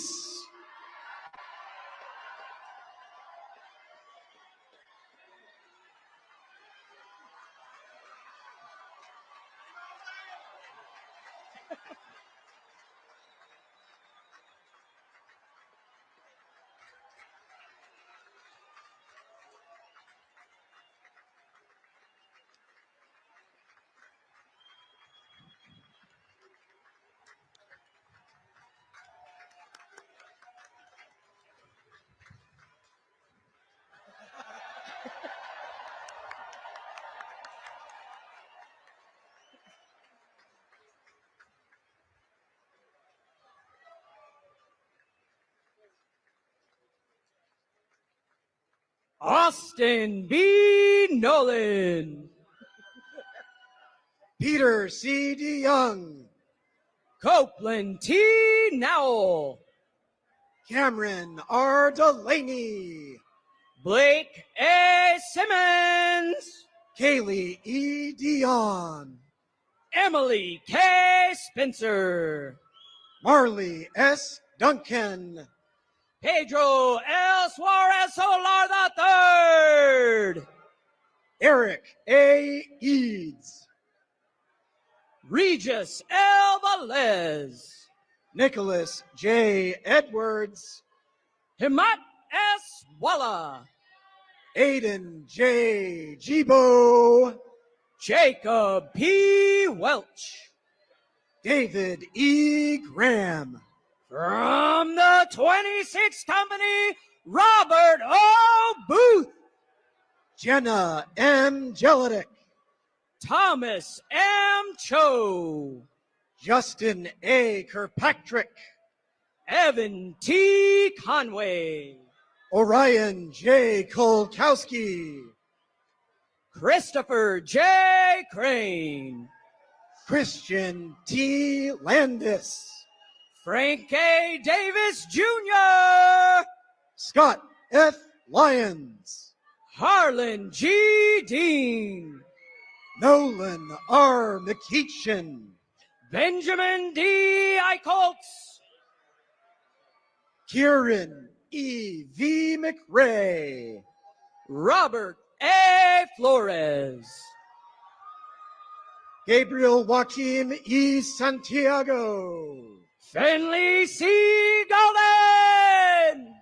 William D. Schneider, Isabella P. Gorzinski.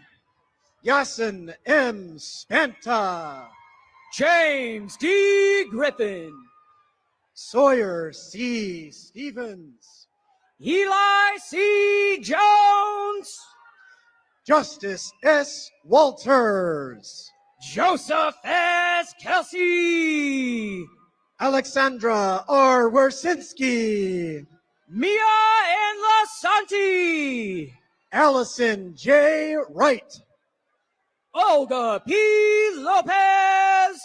Ashley P. Yee, Maggie Mahoney. Patrick C. Zawislak, Ezekiel C. McKinney. from the 27th Company, Chamonix E. Bass, Connor M. Melanowski. T. Cohen Bruner, Harrison J. Morrow. Zachary M. Fuchsluger, David M. Niski. Savannah I. Goska, Samuel R. Norville. Quinn M. Gonzalez, Madison L. O'Donnell. Bianca M. Harris, Alfonso D. Puma. Caroline A. Irwin, Brian A. Strickland. Caitlin S. Johnston, Kelly J. Sullivan. Mallory F. Jordan, Ty M. Webb. Kevin Kang, George E. L. Wright. Jack W. Lang, From the 28th Company, Ivan D. Aguirre. Bradley A. Leibel, Jack P. Albrecht. Mia S. Machado, Peter J. Ashes. Tehran E. Madison, Grant M. Bartuska. Indiana M. Mitsunaga, Thomas A. Irwin. Abigail B. Palea, Nolan F. Philby. Cole E. Petrusha, Matthew M. Gustitis. Tanner G. Russell, David M. Hickson, Lev Solov, Rachel Huang, Sadie M. Skinner, Joshua P. Huner, Randy B. Terry II, Kara L. Hunt, Eric I. Tingle, Madeline M. Klippenstein, Son M. Tran, Avery E. Konecny, Tanner J. Wadovic, Nicholas H. Layton, Nicholas J. Zito, Brandon D. Lee, from the 29th Company, Aiden S. Aguilar, Michelle and Angelo D. Mazzo, Andrew B. Bailey, Madeline A. Myers, Sydney G. Bear, Jason Q. N, Ryan K. Bassford, Mary C. Root, Connor J. Breen, Catherine L. Ryan, Andrew J. Cabral, Xander D. Spees, Justin T. Carl, Catherine E. Varnado, John T. Casano Boris Jr., Matthew Wang, Richard D. Crockett III, William M. Wirt, Alexandra J. Edelman, Nicholas K. Wydick, A. J. Hinton, Andrew B. Wilkinson, Mohammed A. Jerby, Ryder J. Idiarte, Catherine B. Kadima, Miriam A. Yusel Lazo, Tatum L. Kelly, from the 30th Company, Samantha A. Abel, Ethan E. Canar, Zoe J. Adama, Benjamin D. Leprod, Ian A. Aguilar, Olivia M. Lekovich, Natalie A. Bow, Georgia B. L. Martin, Elliot A. Brandicourt, Marissa L. Meyer, Michael A. Casas, Thomas F. Morris III, Cameron A. Colavito, Brendan P. Munnelly, Cameron T. DeLay, Chelsea A. Murphy, Keyshawn J. Dolford, Elijah A. Perry, Zayad S. Elgendi, Matthew Z. Purvis, Bridget A. Hong, Lysander Renstrom, Joseph T. Hudson, Ryan P. Schumann, Ryan W. Kim, Bridget C. Sheridan, Peter E. Lasky, James P. Surjadinata, Timothy H. Lee, Lucas B. Weber, Finbar J. McCosker, Michael T. Whitehouse, Irvin Moreno, Owen R. Wise, Jagan D. Nadia, from the 31st Company, Tariq A. Al-Hazemi, Hannah M. Phillips, David E. Avila, Takeshi A. Ross, Cale Krebs, Daniel E. Taylor, Thomas A. DeVito, Jack A. Hubert, Savannah L. Holt, Nicholas A. Valdivieso, Jordan F. Hutchinson, Joshua J. Whitaker, Stephen A. Hutnack, Nicholas D. Zakeman. Ian J. Wong, From the 32nd Company, Eva E. Blauvelt, Brandon I. Johnson, Olivia G. Calero, Samuel T. Jones, Owen C. Carrillo, John P. Kelly III, Caleb Dolan Chen, Garrett L. King, John W. Dallas, Annie J. Lemelin, Jaden C. Evans, Joseph R. Lusby, Christina G. Flores, Luke D. Lynch, M. Storm Gonzalez, Isabella N. Marchi Setjan,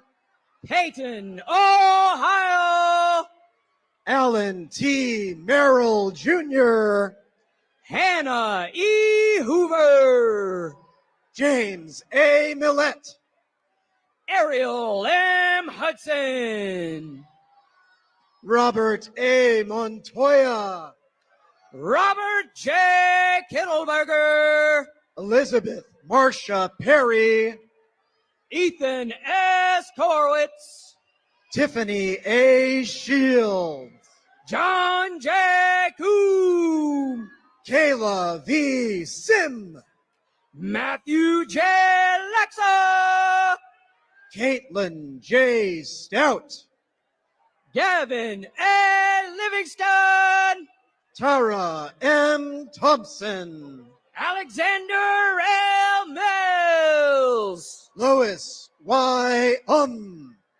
Michael P.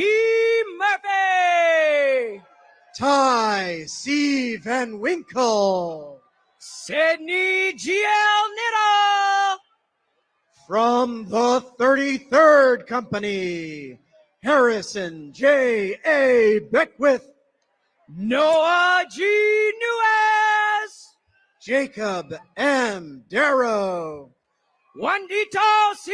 Nugroho, Joshua C. Davis, Sierra D. Paoli, Sadie J. Eiting, Anthony A. Fenn, Joyce Fung, Renell J. Spears, Victor I. Gallardo, Olivia Zhang, Kalele Ikoka Nohona Makwana Hakes, from the 34th Company, Rowan M. Brown, Coriana Jensen, Daniel G. Donovan, Timothy C. Young, Ryan T. Garber, Christopher G. Kim, Timothy I. Hill, Jaden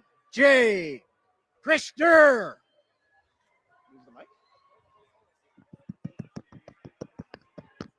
Dead.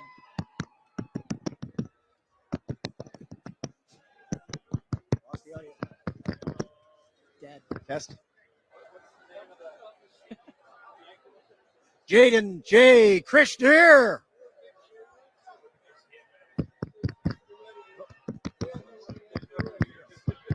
There's no AV. No. You didn't take the diploma? I don't know. Well.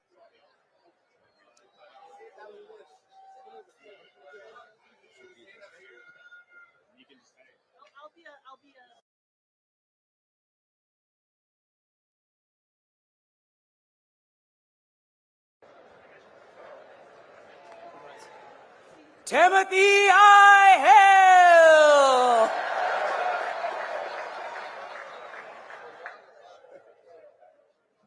Jaden J. Christier, Robert P. Holbrook, Yasmin A. Latham, Ryan M. Hollenbach,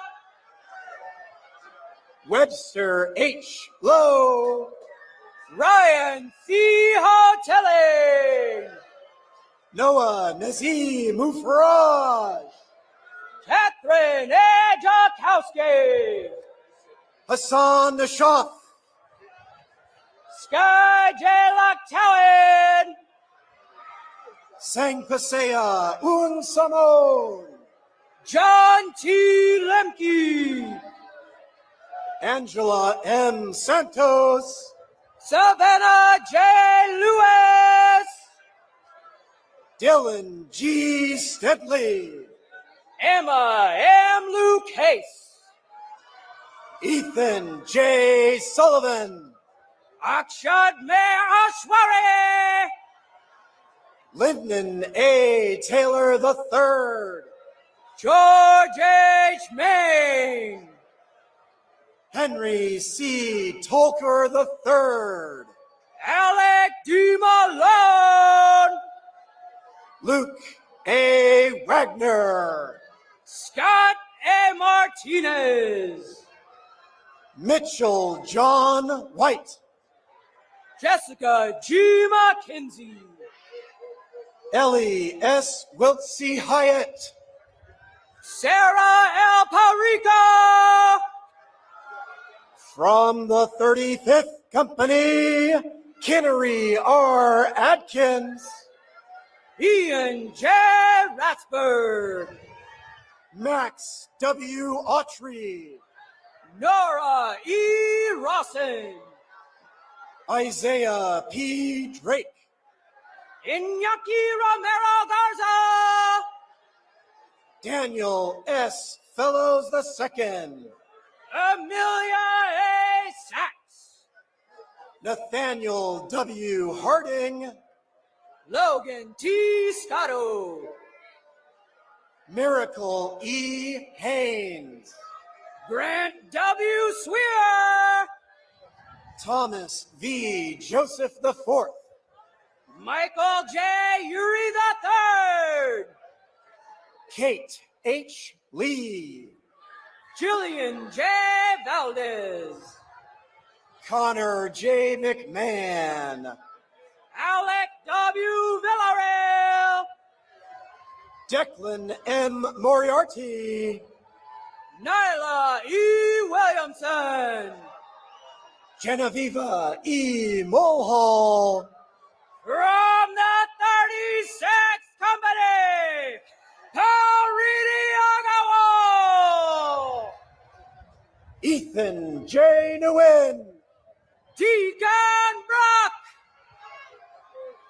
Juan S. Ortiz Perez, Ulysses E. Buzen, Luke H. Parker, Elise J.S. Chapin, Noel L. Rubiano, Jackson D. Collier, Andre T. Seiss, Michael A. Cullen, Hannah E. Sarver, Colin P. Dupont, Conrad L. Schutz, Jessica L. Felix, Stephen H. Smith, Christian G. Frymark, Luke F. Sullivan, Josiah G. Glenn, Richard R. Swan II, David S. Graves, Benjamin T. Valdez, Alexis S. Hamilton, Joshua M. Walker, Kyle S. Jacob, Harold E. Watson, Thomas P. Jennings, Johnson Jen, Samuel J. Curley. Guillaume P. LaForest. Charles R. McLaughlin. Caitlin G. McCarter. Thomas B. Noonan III. Jason B. Perez. Cameron S. Ross. And Philip G. Singh.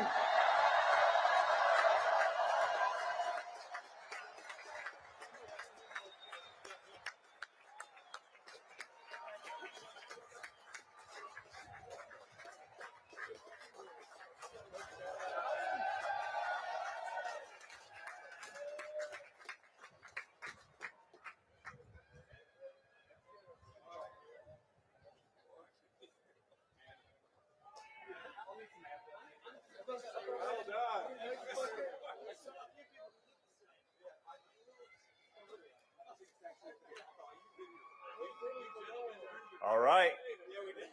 You guys ready?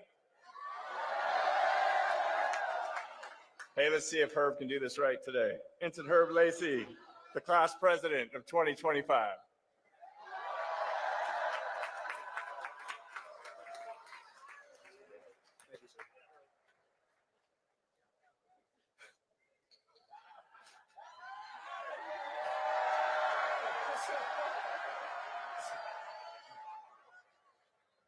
Good afternoon, Vice President Vance, Secretary Phelan, General Smith, Admiral Kilby, Vice Admiral Davids, distinguished guests, family, friends, faculty, staff, and members of our link in the chain, Commander Chikanovich and the class of 1975. On behalf of the great class of 2025, I thank you all for sharing this momentous occasion with us. Thank you all for your service and how you have and will continue to impact us as we start our military careers. Vice President Vance, sir, if you would please join me on the podium.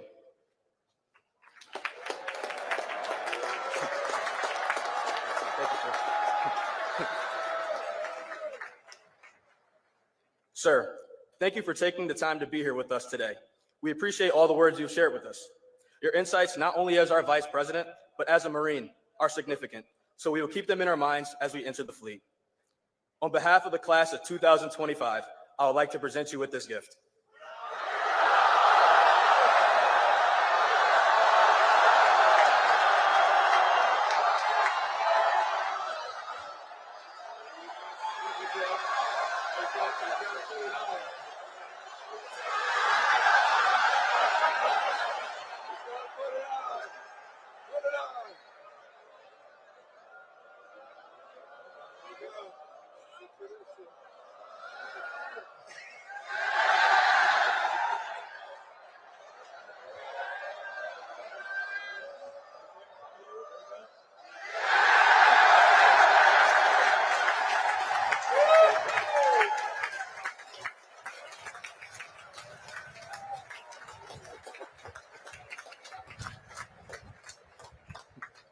Thank you, sir.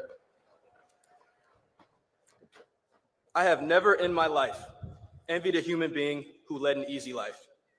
I have envied a great many people who led difficult lives and led them well. Former President Teddy Roosevelt. Living our lives well is something that we always hear about here at the Academy.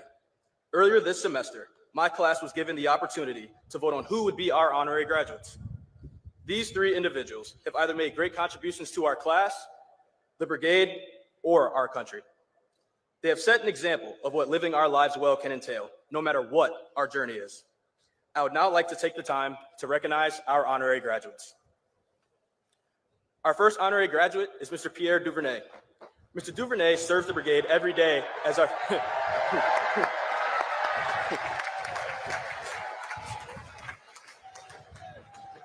Mr. Duvernay serves the brigade every day as our fueling station manager. The fueling station is where midshipmen can supplement their diets outside of normal meal times with snacks, protein shakes, and other items that can't be found in King Hall. Upon arriving, you will always see Mr. Duvernay, and when you do, he'll be smiling. Every day, he chooses to positively interact with countless midshipmen. Without his tireless work, we would not have the extra sustenance and energy we love so much. His example not only shows us to take pride in what we do every single day, but also shows how small acts of kindness can positively impact those around you.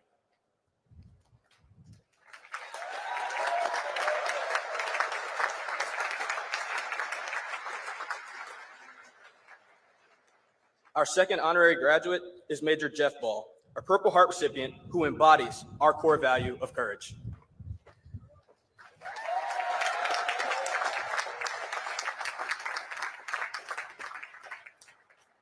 Major Ball was company commander of Ghost Company, 2nd Battalion, 1st Marines, and was directly involved in the Kabul airport evacuation. His unit played a key role in the evacuation of over 124,000 Afghanis and Americans. He arrived at the Academy in June 2023, and since then has served as a leadership instructor, a staff platoon commander at Leatherneck in the summer, and as a keynote speaker for our character seminar this spring. In 2 short years, he has greatly impacted our class and the brigade by sharing his story with us and providing an example of what we aspire to be as officers. Thank you, sir.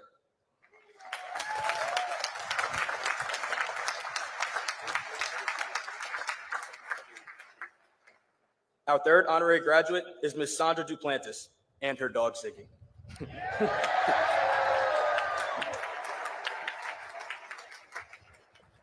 Our class first met Ms. Duplantis and Ziggy during plebe summer on a tour of the Naval Academy Museum. In addition to enjoying time away from our detailers, Ms. Duplantis and Ziggy, at that moment, provided a key morale boost to a rather monotonous and humid summer. She and Ziggy can often be seen around the yard during exam periods, plays, and important events that we have shared together as a class. Her impact goes far beyond the extensive work she does for the museum, and we are so grateful to have her here. Honorary graduates, would you please stand to be recognized? We'd like to present you each with a token of our appreciation. Unfortunately, Mr. Duvernay could not be with us, but we appreciate him nonetheless, regardless. If you look to your left, or look to your right.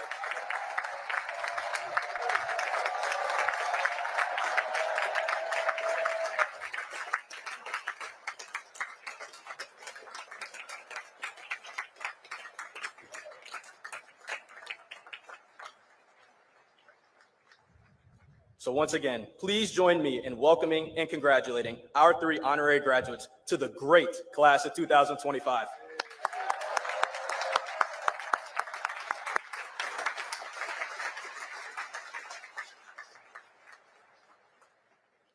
I would also like to thank everyone in this stadium for supporting us throughout our 47-month journey.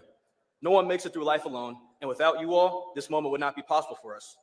To the active duty staff, thank you for supporting and mentoring us throughout our time here. You have provided an excellent example. To the professors and educators, thank you for all the time spent on ensuring we graduated. I speak for many of us when I say the extra instruction was key in our success in making it to graduation. To our link in the chain, the class of 1975, thank you for being with us every step of the way on our USNA journey. From the time you met us during plebe summer, to Bonds of Gold, our commitment dinner, ring dance, or service assignment, you all have shown your unwavering support for our class. We appreciate the effort you have taken to develop us from midshipmen to officers in the world's finest military. To the classes of 2027, clap.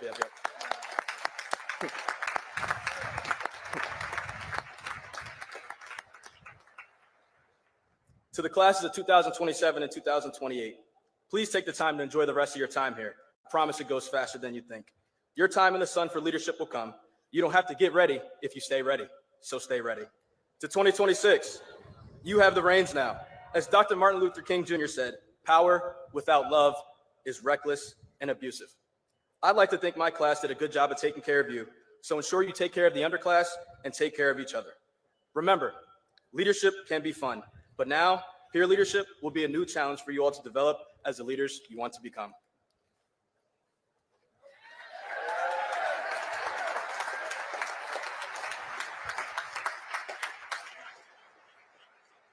And now here's my favorite part. To 25, our great class.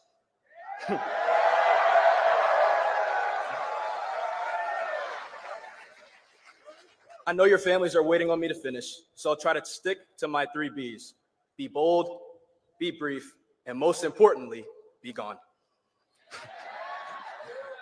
When I think about us, I think of two quotes. One, our class motto, Morior Invictus, meaning death before defeat. And two, a quote from former President Franklin Roosevelt. It is common sense to take a method and try it. If it fails, admit it frankly and try another. But above all, try something. From plebe summer, where we were told every challenge is an opportunity and we were to rise to it, to sitting in our seats now as future Naval Academy alumnus, we were dealt an interesting hand of cards. Our leadership didn't want our excuses. They told us to perform regardless. And that we did. From being in companies that faced a new culture due to rearranging the upper class in the brigade, to very temporary in-person PCAs, to the 36 company shift with more billets than people to fill them, and so many more challenges we could think of. You name it, the Academy tested us, and we have risen to those challenges.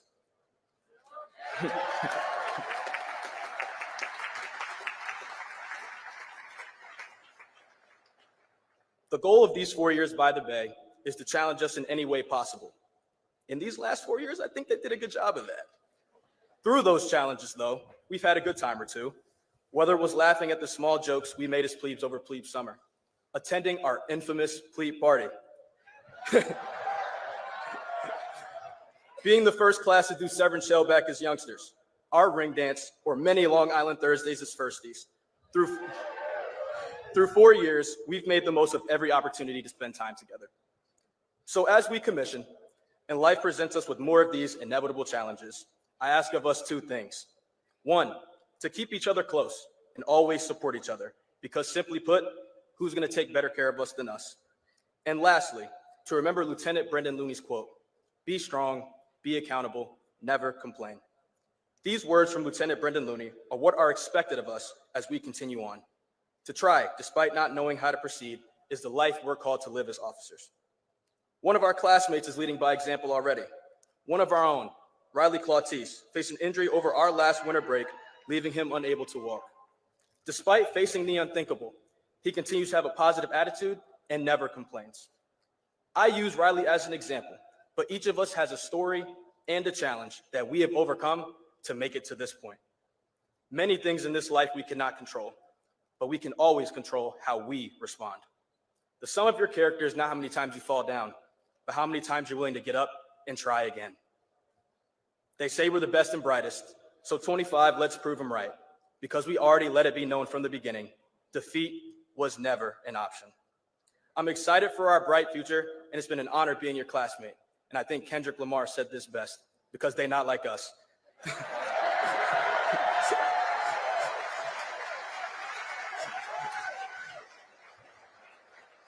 Thank you all. God bless. Prez out.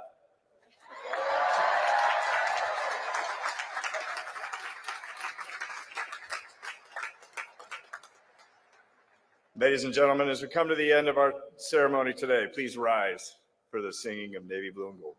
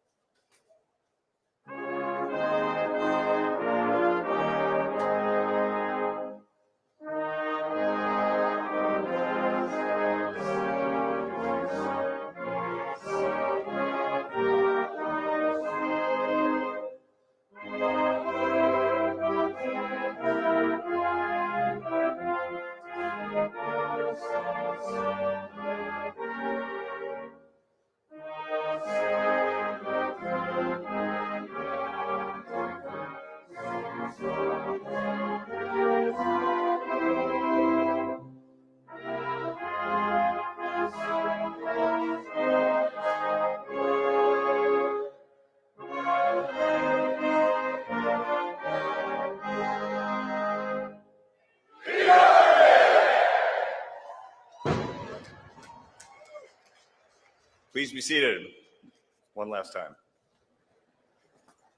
All right, from the class of 2026, their class president, Midshipman Brian Ceballos.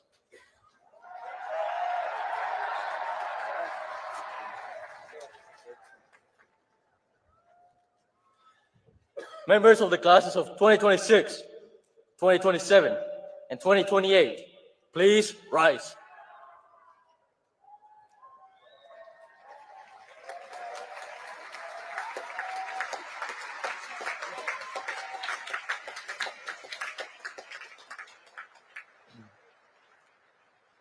I propose 3 cheers for those about to leave us. Hip hip! Hip hip! Hip hip! Please be seated.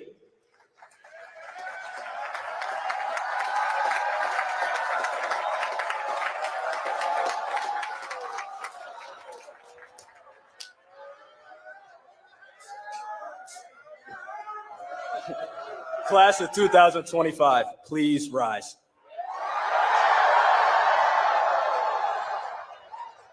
I propose 3 cheers for those we leave behind. Hip hip.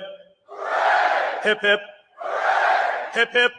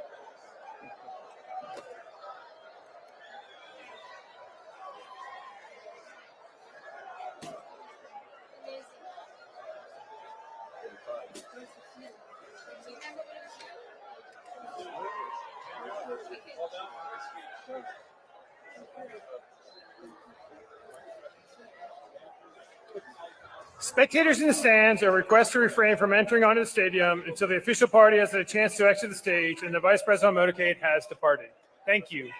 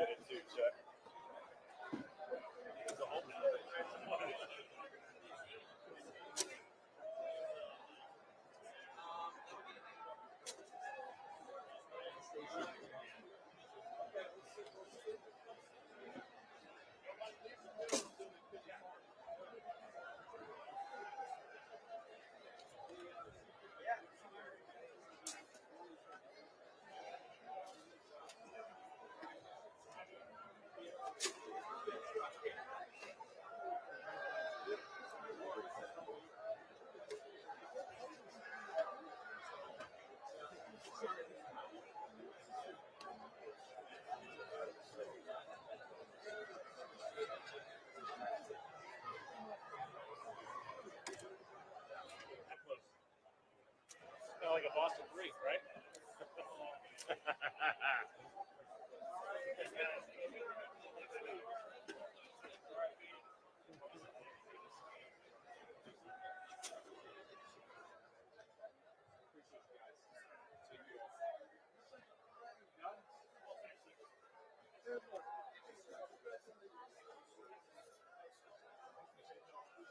All right, we'll see you in June. All right. I'll call you and make an appointment through the channel. Yeah, they're good. Thank you. All right, Ms. Secretary, we'll see you when we get back. Absolutely.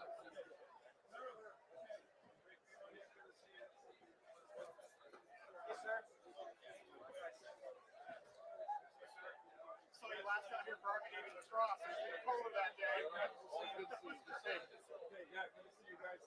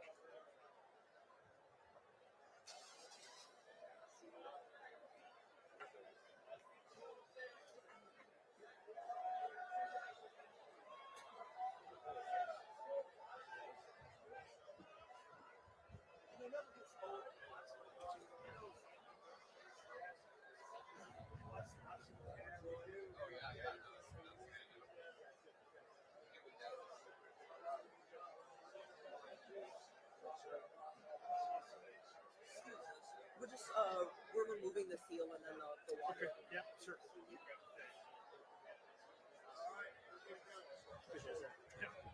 You have See you no guys, yeah.